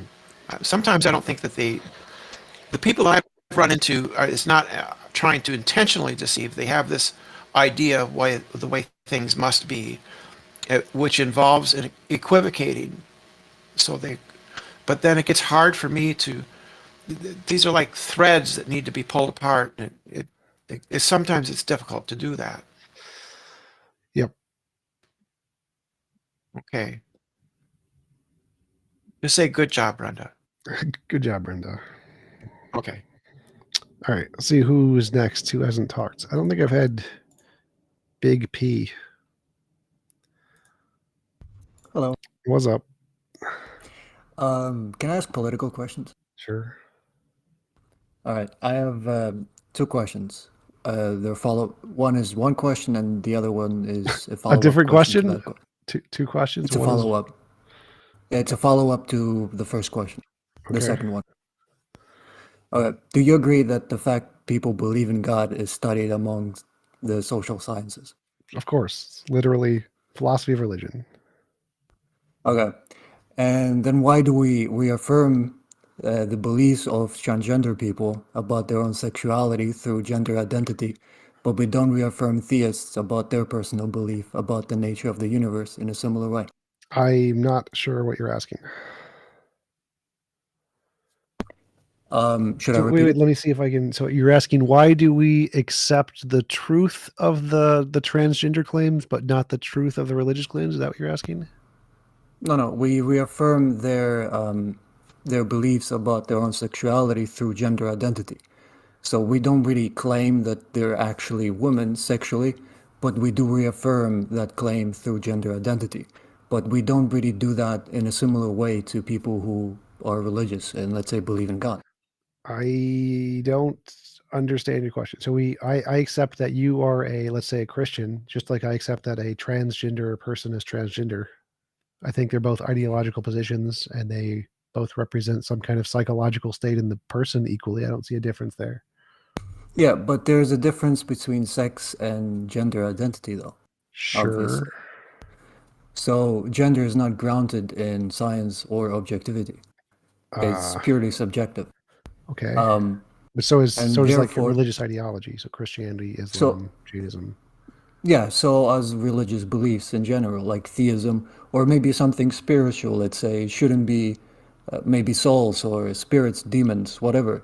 Why do we affirm the claims of a transgender person about their own sexuality through gender identity, and we affirm that by calling them a she or a he, but we don't do the same in a similar way to a religious man or a woman who claims the existence of God. Well, I do. I claim you're a theist. So I have a word to label your belief, just like I have a word to label transgender people's belief. Yeah, but that's not the same, though. It's transgender identity is different, considering that, let's say, a man transitions to a woman, and then that biological man asks to be basically reaffirmed through gender identity, that he or she be called a she, basically. Sure. I mean, but if you put on instead, a dress and wear a little white thing around your neck, I'm going to call you a pastor, even though there's no such thing as a pastor. It doesn't exist in reality anywhere. But if you do the right ritual stuff, I'm going to call you a pastor, because that's what your ideology entails. It's not about the truth conditions of the thing. It's just a respecting of the ideology of the person. And we have that for all ideologies. It's the same. So would it be mean for me to go up to a transgender person and say, well, you're biologically a man or biologically a woman, you're not actually whatever you identify as? Would that be Yes, that disrespectful? would be like me going up to a pastor and saying, you're not really a pastor. There's no such thing as a pastor. It's just a made up term by some hokey pope guy. Yes, that would be mean. I wouldn't really agree with that analogy, but I would consider it the same with debating theists about their personal beliefs about the nature of the universe. Well, if I went up to a theist and said, your God is fake, silly Christian, like, yes, that would be mean too. If we went into a debate and we both consensually agreed to participate in the discussion, then it wouldn't be. Like if a trans person decided to go into a debate on trans and whether or not it's real, then it would not be mean to tell them they're not trans. That's perfectly consensual. Okay.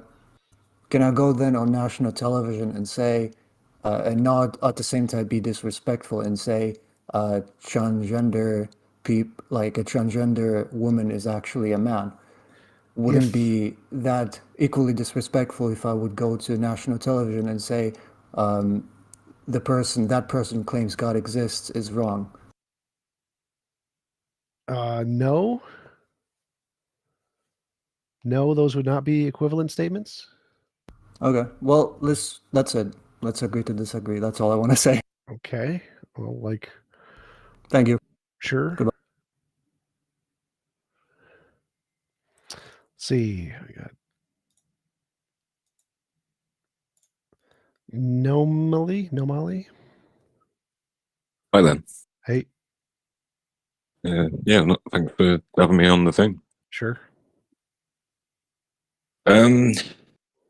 Yeah, like with atheism, I kind of I think it's an interesting point because a lot of people will argue that the existence of God kind of proves morality, whereas a lot of atheists will be like, I don't need a God for morality, and it more or less becomes just whether things are wrong, which, yeah, I don't know. I kind of agree with the atheist concept. It's like how do I know these deities are not things you've created to try and explain like good and evil in people? But yeah, I don't know.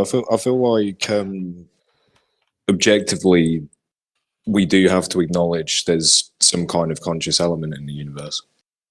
Well, obviously, I mean, I'm conscious. I'm in the universe.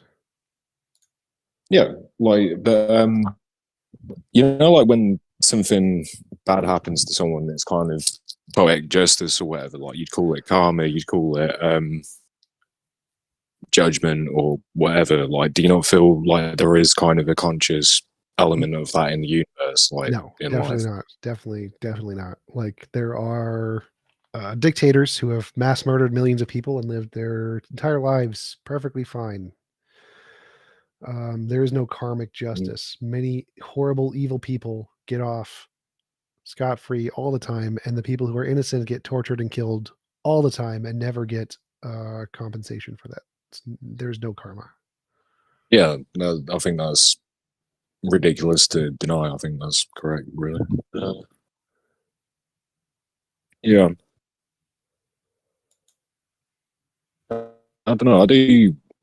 I'm trying not to make it a conversation about morality. Just I don't know if everything's an accident. Like, what do you feel gives us the instincts to say that this is immoral if I do it, like guilt or whatever? Because evolutionarily, would that not hold you back? No, actually, it's the other way. Moral inclinations actually help you, evolutionarily speaking. And so that's why the consensus among biologists is that evolution is or morality is a result of evolution. I think morality is real. I think there is an objective morality there. There's no evidence of this yet. It's just a hypothesis. But the consensus among philosophers is that there is an objective truth to morality beyond just evolutionary subjectivity.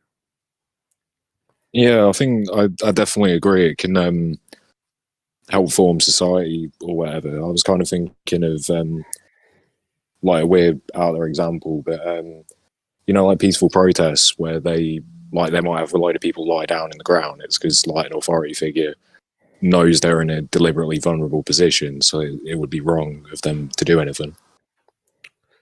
Sure. I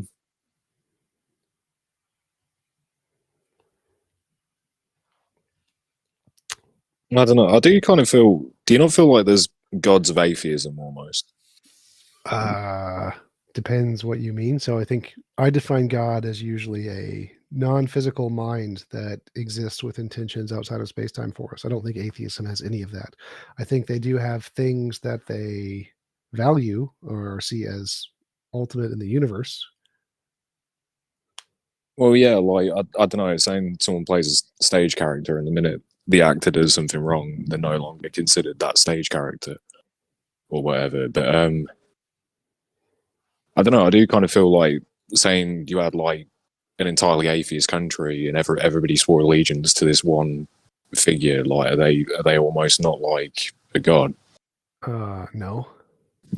Like I don't know of anybody in the atheist community who swears allegiance to anybody, but even if they did, that wouldn't be like a god. Like a god is a thing outside of space-time that created the universe. Swearing allegiance to a human isn't the god.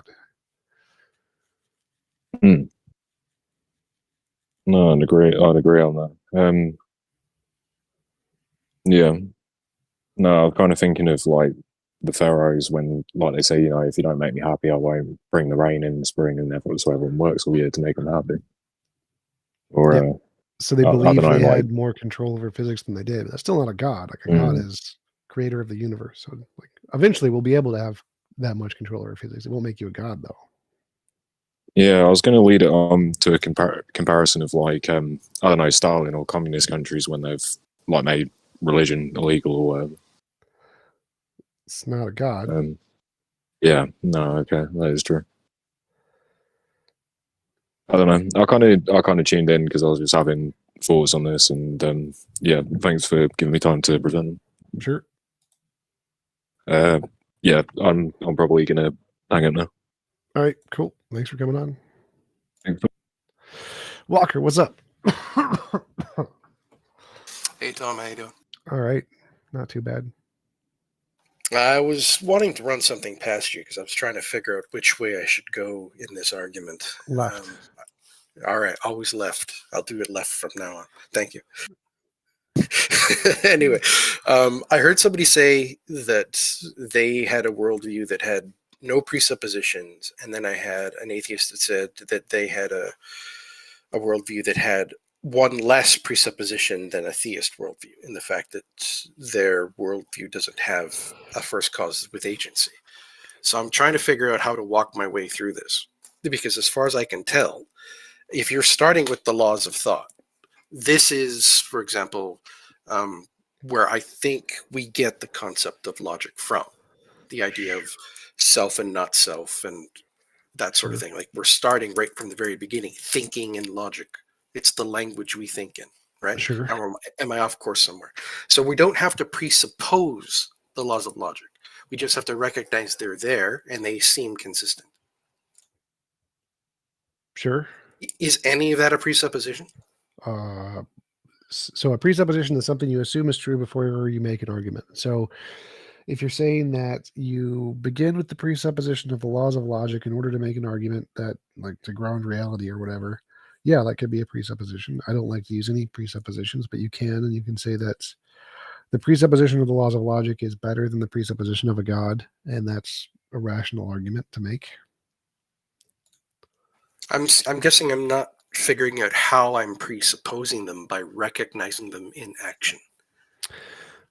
I'm guessing I'm not figuring out how I'm presupposing them. So I would say that it's like a presupposition is just anything you assume is true before you make an argument. So, like, I'm presupposing English when I speak to you because I haven't, like, given some kind of deductive reason to expect English meaning to have these words I'm saying have any meaning at all. I'm just presupposing that so that I can convey the argument to you. And so you can not presuppose the laws of logic if you start with some, like, experience and then use the laws of logic to describe that experience or try to derive them from that experience or something. And that's fine. You don't need to presuppose the laws of logic. If you can, if you want to. No, I think going on the existence precedes essence line of reasoning seems to work better here. The idea that I'm recognizing they exist, I'm not making assertions about their origin. I'm just describing what I'm seeing and what I'm directly experiencing, and the A and not A, and and that it appears to be constant and consistent. Whether it is or not, I have no idea. It just appears this way, and so that's the procedure I'm moving forward with my fabulism. Yeah, you could do that. You can just say, I don't presuppose the laws of logic. I derive them from experience or something. That's fine.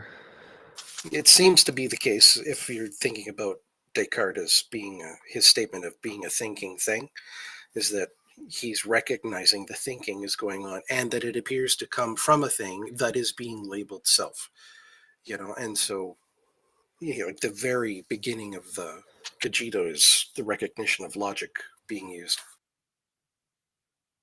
So I think it's the recognition of the experience, but yes, sure, that's fine. Okay, that makes fair enough. Oh, and I just, the one person who was saying that, like, a person saying that their personality does not match society's definition of what a man or woman is supposed to be is, how is it possibly the same thing as a theist saying that there's a God at the origin of reality?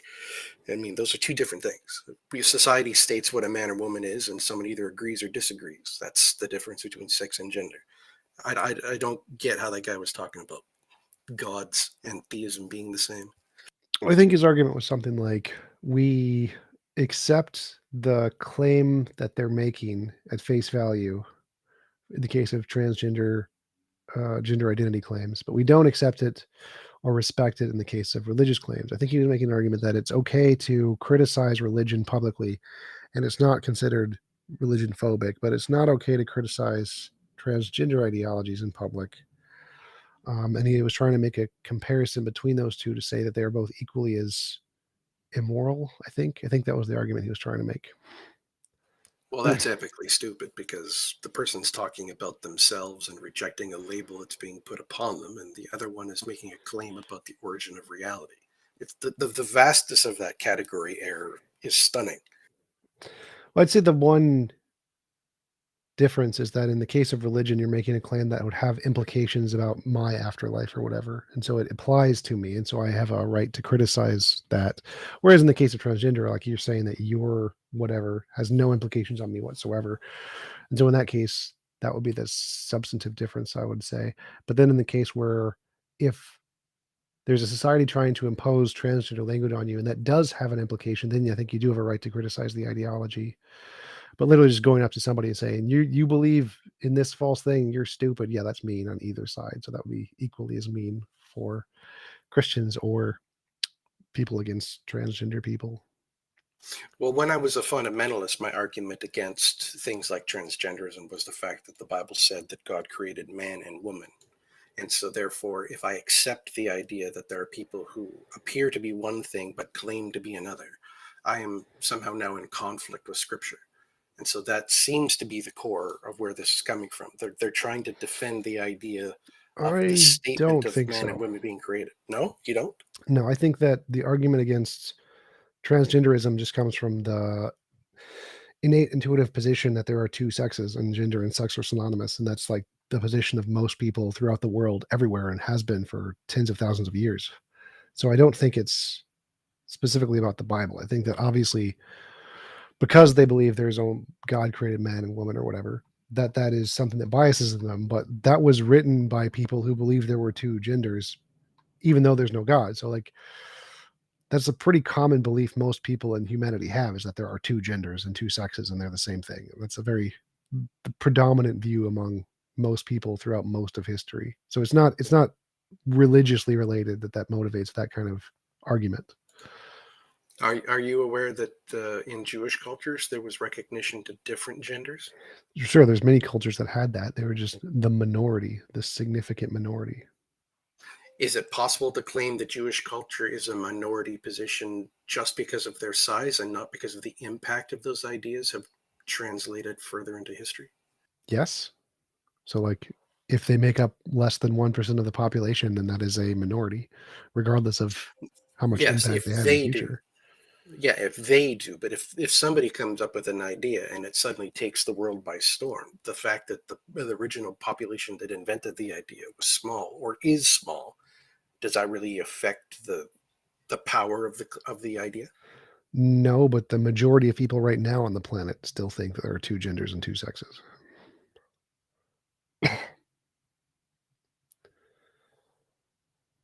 Fair enough. It's a very minority position in the West that disagrees with that, and the West is not the majority of people on the planet. That's for sure.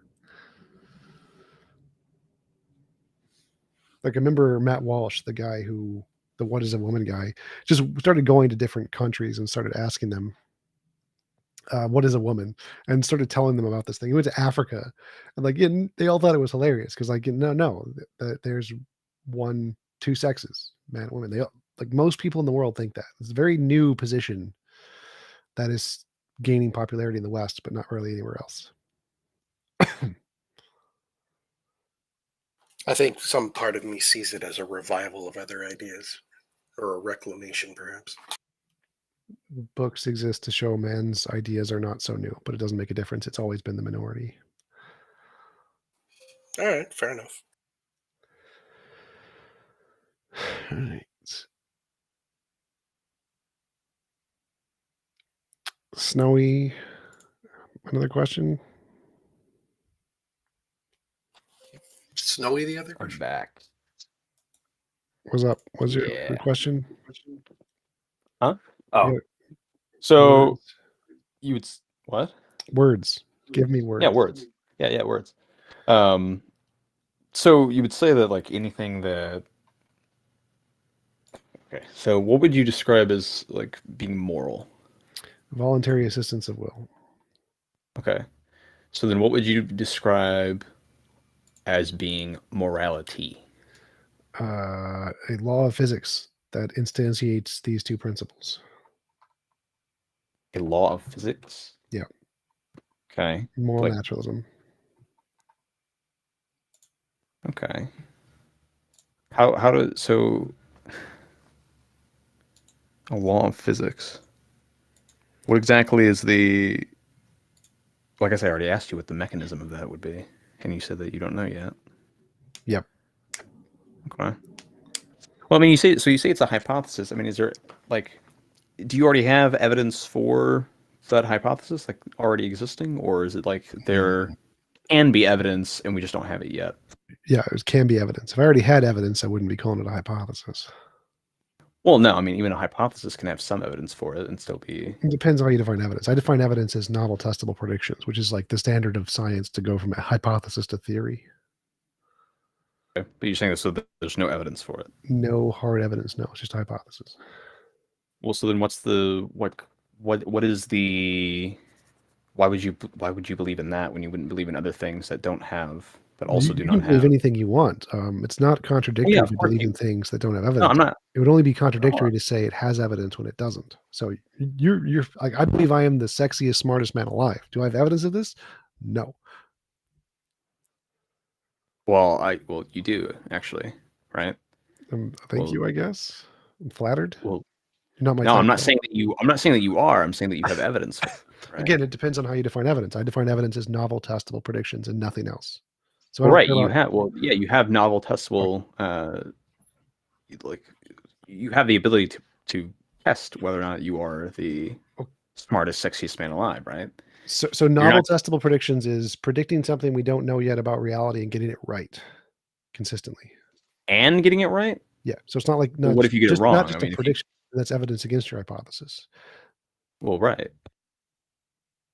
But you can test it though. You have that. You're making that hypothesis, and you can test it, and you can find that hypothesis to be wrong.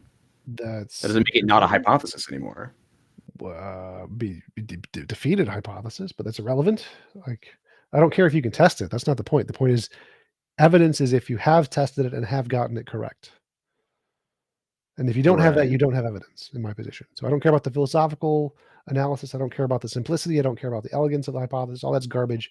I want you to have tested it and gotten it right, and then you have evidence. And if you don't have that, you don't have evidence. Right. Okay. But okay. So my point, what I'm asking is not necessarily like. Well, I'm just focusing on the word evidence you keep using and saying you do have evidence, you don't have evidence. I'm saying Right. if No. you don't have novel testable predictions that have been confirmed, you don't have evidence by my definition. Yeah. Okay. That's fine. But what I'm saying is, I mean, obviously you can believe whatever you want. Sure. Right. I mean, I'm not not saying that you are not allowed to believe in objective morality.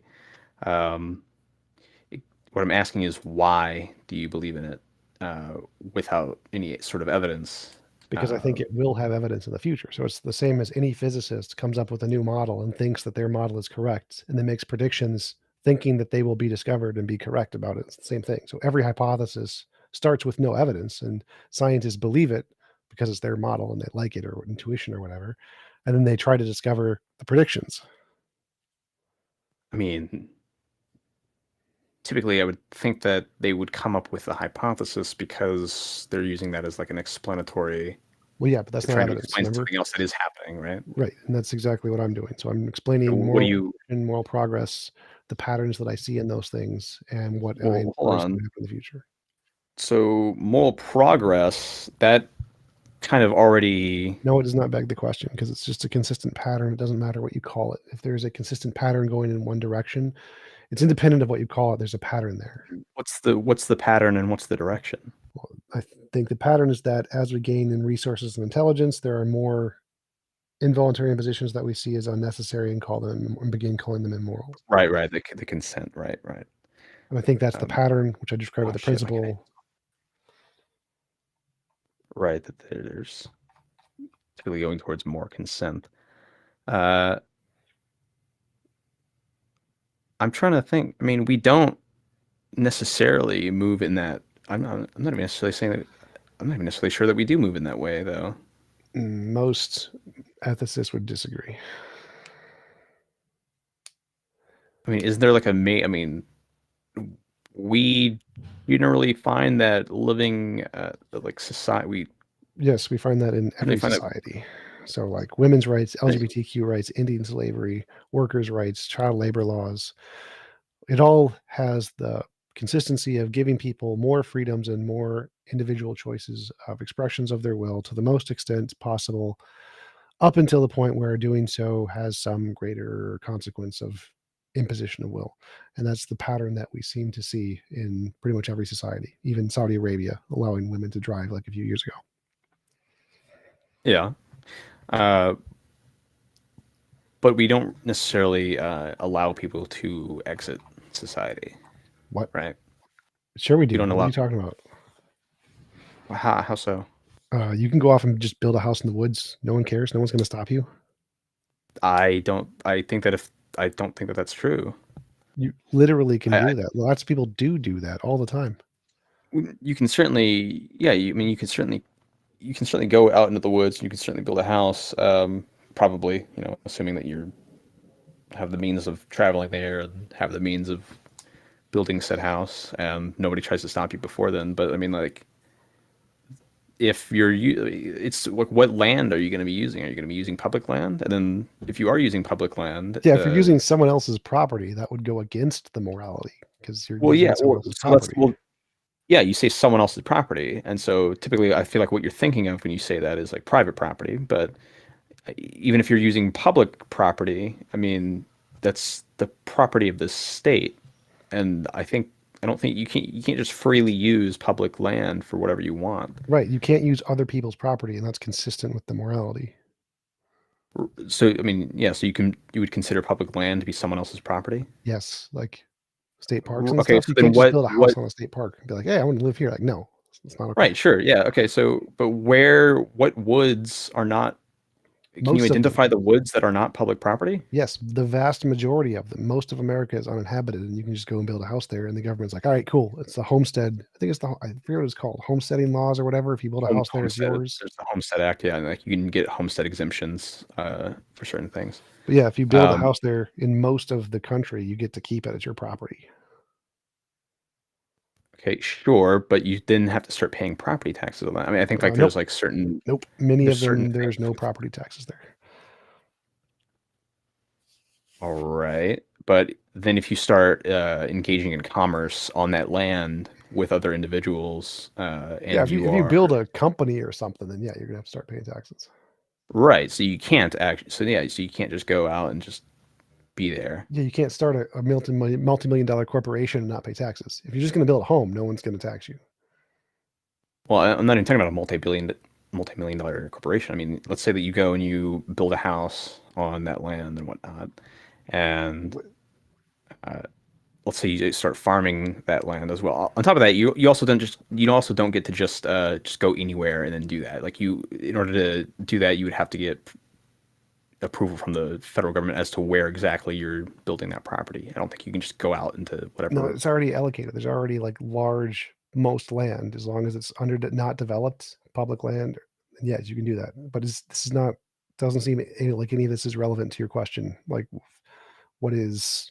Well, the point is, like, if you're not able to go out and just like go to some uninhabited area and then just live, it is relevant. If you're not able to do that, then you can't just exit from society.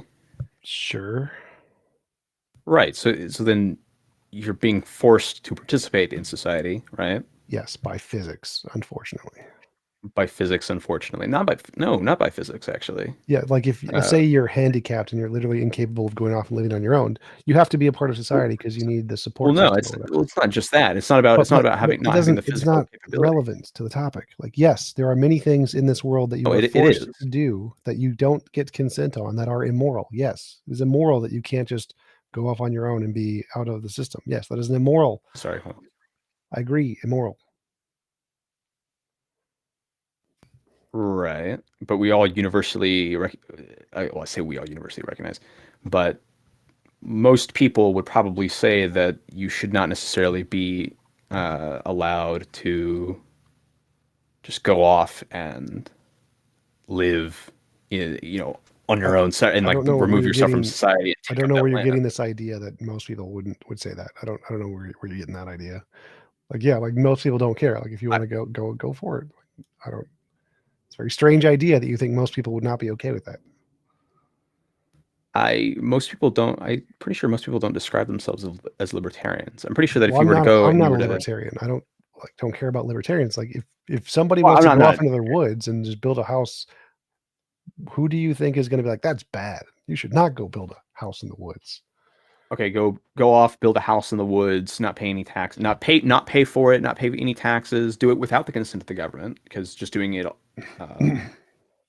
off on your own will, not trying to like check in with the government, like, hey, is it okay if I build my house here? Yeah, most people are not going to care. Like pretty much nobody's going to care. I mean, you say that, okay, well, where are you? Okay, well, where are you getting it? I could just turn it right back onto you. It's like, where are you getting the claim that nobody's going to care about that? Like, you just ask, like, hey, would you, person over there in the street, do you care if somebody goes off in the woods and builds a house? Like, nope, do not care. I feel like if I go out and I explain it, okay, so this person goes and they build a house there, and they just got that land, the resources on that land, it's now considered theirs. They didn't pay for it. They didn't ask beforehand. There are literally laws that are in place for this to happen, this is again completely irrelevant to anything morally, but this is a thing. You can literally do this right now and not pay taxes. You have to do that you can't do that just like. Of course you can't do it anywhere. That's not entailed in the morality. Well, it is, because no, it's not. How's it not? You can do anything you want with yourself and your property. That's the morality. So if you can't do it with somebody else's property, and you can't do it with things that aren't yours or you, of course you can't. Like, that's not a part of the morality.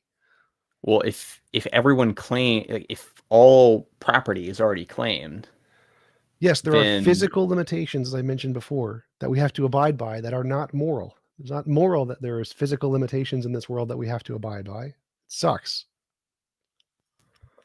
I mean, but the thing about claiming that property, though, is that they could just as easily not claim that property. Right. So there are physical limitations in this world. No, that's not a physical limitation, though.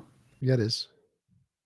Like, if the United States government claims 100 square miles of land, they could just as easily claim 90 square miles of land. Right. But that's, again, I've already addressed this. Again, very simple question, very basic, very easy to understand.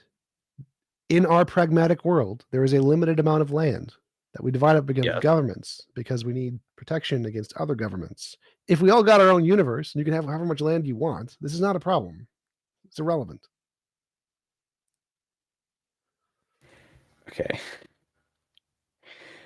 Seems like every time that there's like some sort of disagreement, you just say, "Oh, this is very simple. This is very basic," and then for you, use that for specifically for you, and no one else have I said that for some very strange reason. Why do you think that is? Maybe because I'm actually pinning you into a indefensible position, or because you asked the exact same question, which I've already explained very clearly. You don't ask the exact same question. I don't know what you're talking about. You're repeating the same question in different ways. That's all you're doing. And I've already answered it, and I answer it in the exact same way every single time, and you just repeat the same question in a different way. It's certainly possible that the answer you're giving isn't an actual answer. Do you think that's also a possibility? Well, do you think that's a possibility at least? Possible, maybe yes, you're just wrong. It's logically possible. Unfortunately for you, I've already had this conversation at an academic level with professional philosophers, and they're like, "Oh, yes, that answer is sufficient." So I've already demonstrated academically this is a sufficient answer. So your inability to accept the answer seems to be the problem. Maybe you're just not explaining it very well. I think I am. Most people in the chat get it. Most philosophers get it. It's pretty easy to understand the answer here. It's not difficult. I don't see how a government claiming land they don't have to claim is suddenly okay. Well, that was never a part of the model. So the model is that involuntary imposition is wrong, and that the best world is there is none of that. So you can have as much land as you wanted to. You have your own universe if you wanted to. And you made some argument about, would people be okay with it if you just went off into the forest and built your own house and just didn't interact with society? Yes, tens of thousands of people do that in the United States right now and don't pay taxes. There's homesteader YouTube channels that are literally doing this right now. We don't care. Nobody cares. I don't know why you brought this in, because it's irrelevant to morality, but it happens all the time.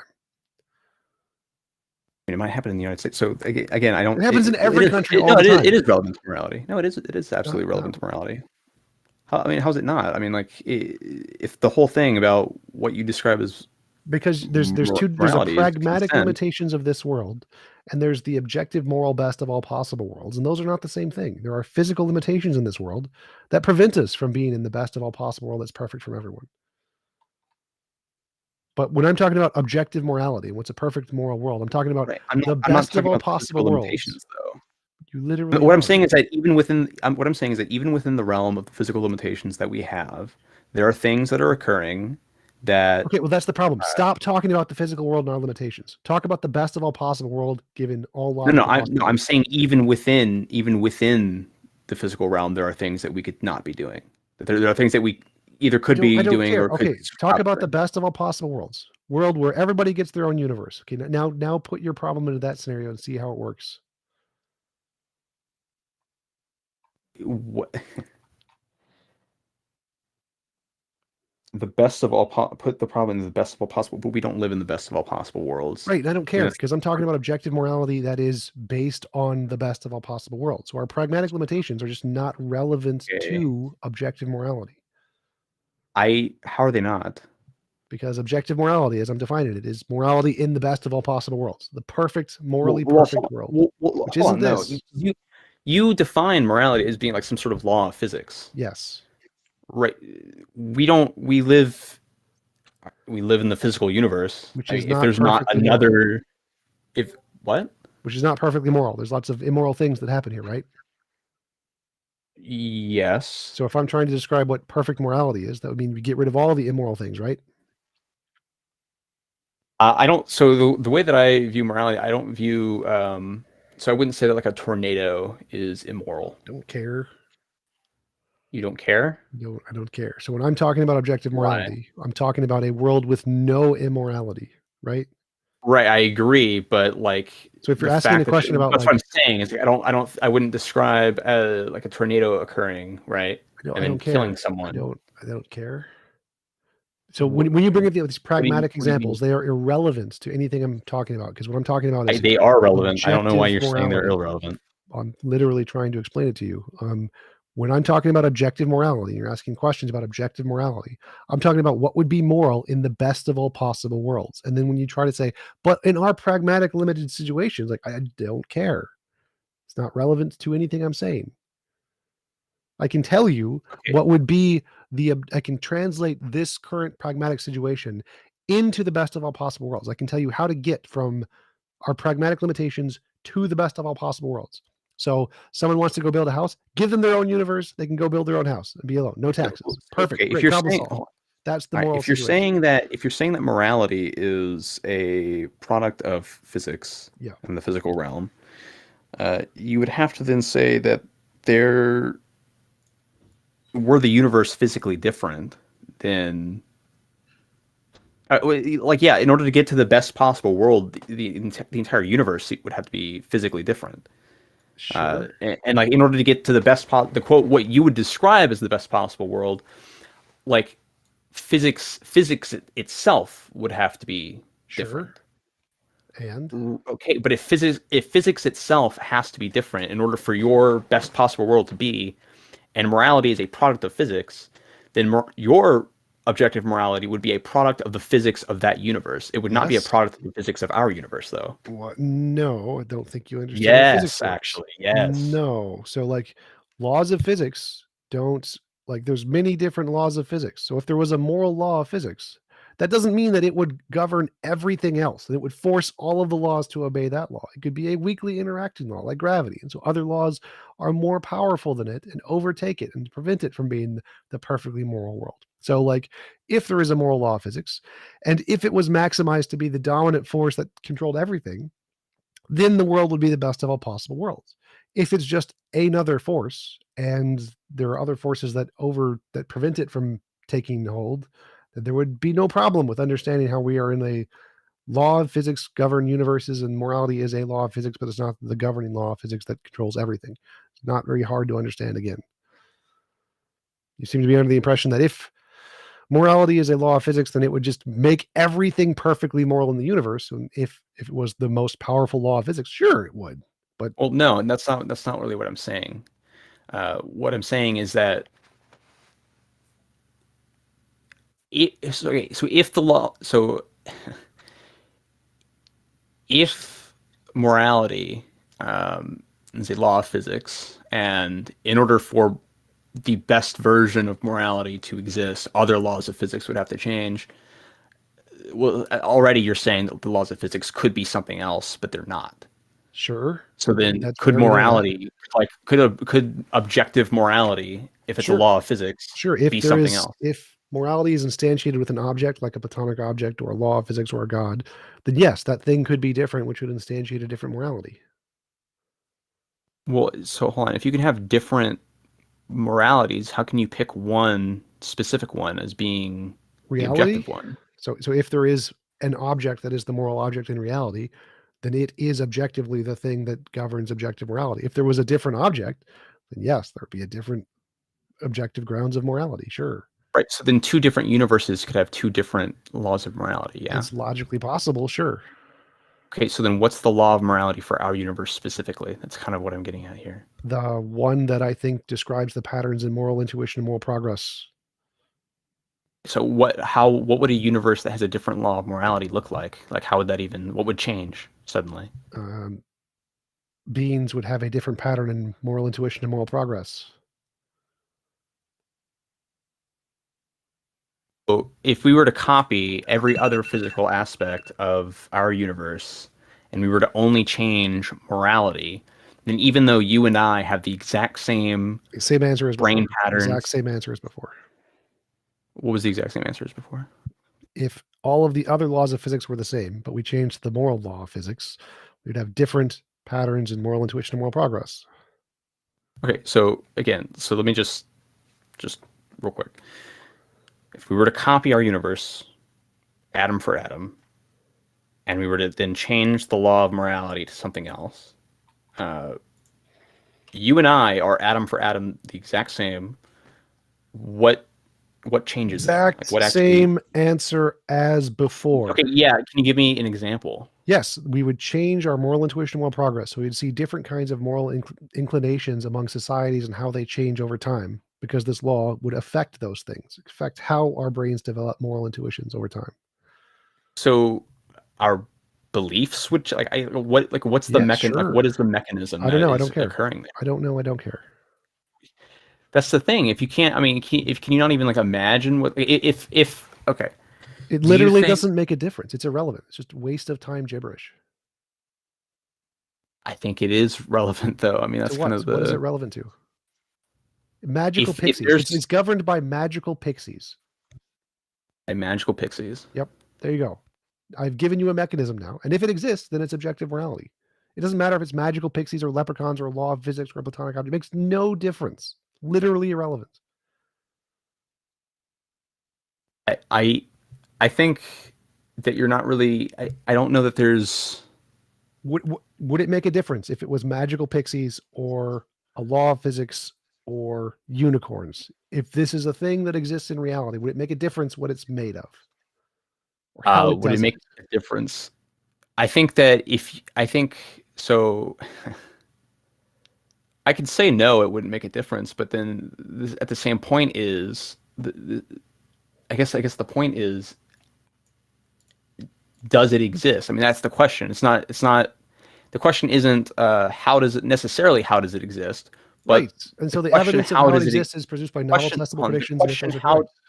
The question, how does it exist? I'm sorry, just 1 second.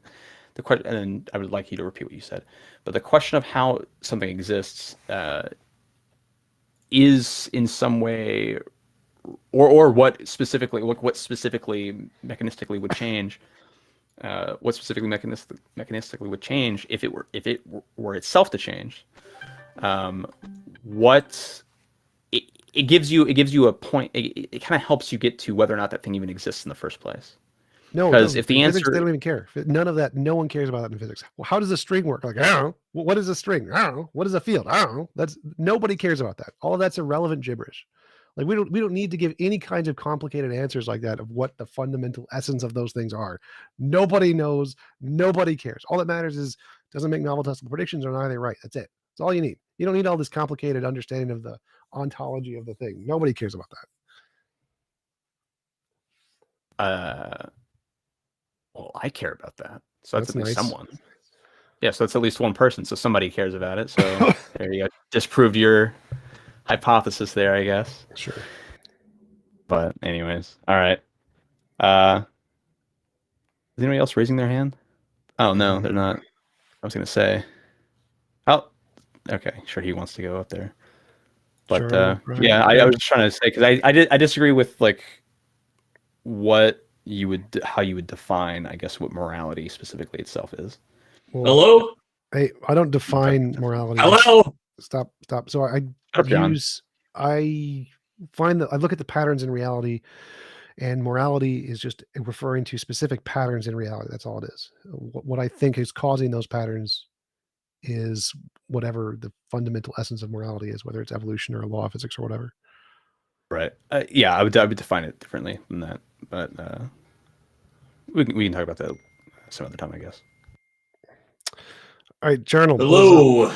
How's it going? How's your day going, Potato. Mr. TJump? Potato. Yeah, I just wanted to say you kind of contradicted yourself earlier when you were debating Snowy. How did I contradict myself? Just a second.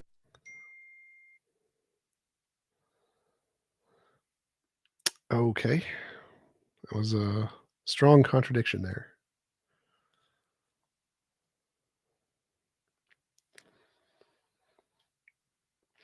Anybody else got any questions?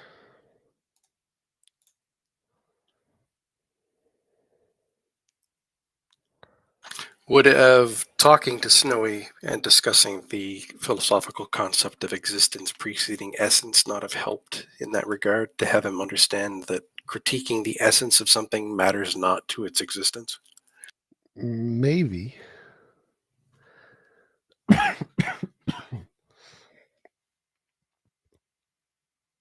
I don't know. I've just never heard somebody try to rephrase something so many times and get it wrong over and over again. Yeah. I am uncomfortably familiar with that happening.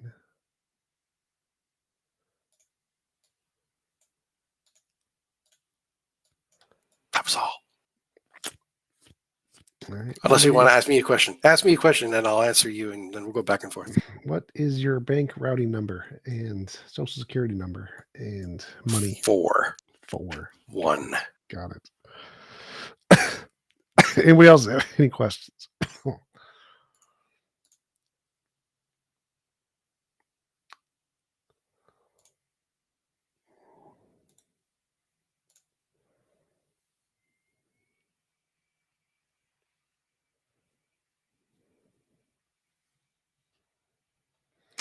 TJump, what is the good question at a super chat. Thank you for the super chat. Are chimps capable of moral evaluation?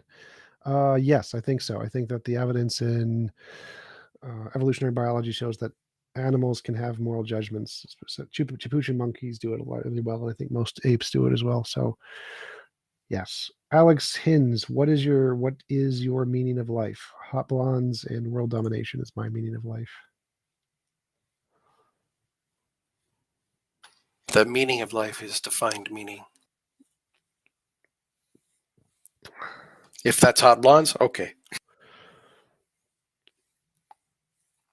If it's redheads, well, I'm not going to judge. All right.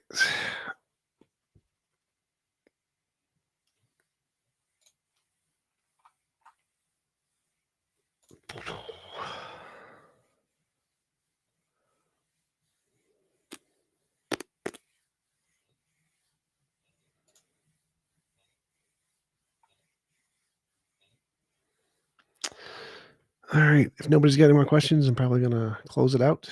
Thanks, guys, for coming. Appreciate it. And talk to you guys later. Peace out.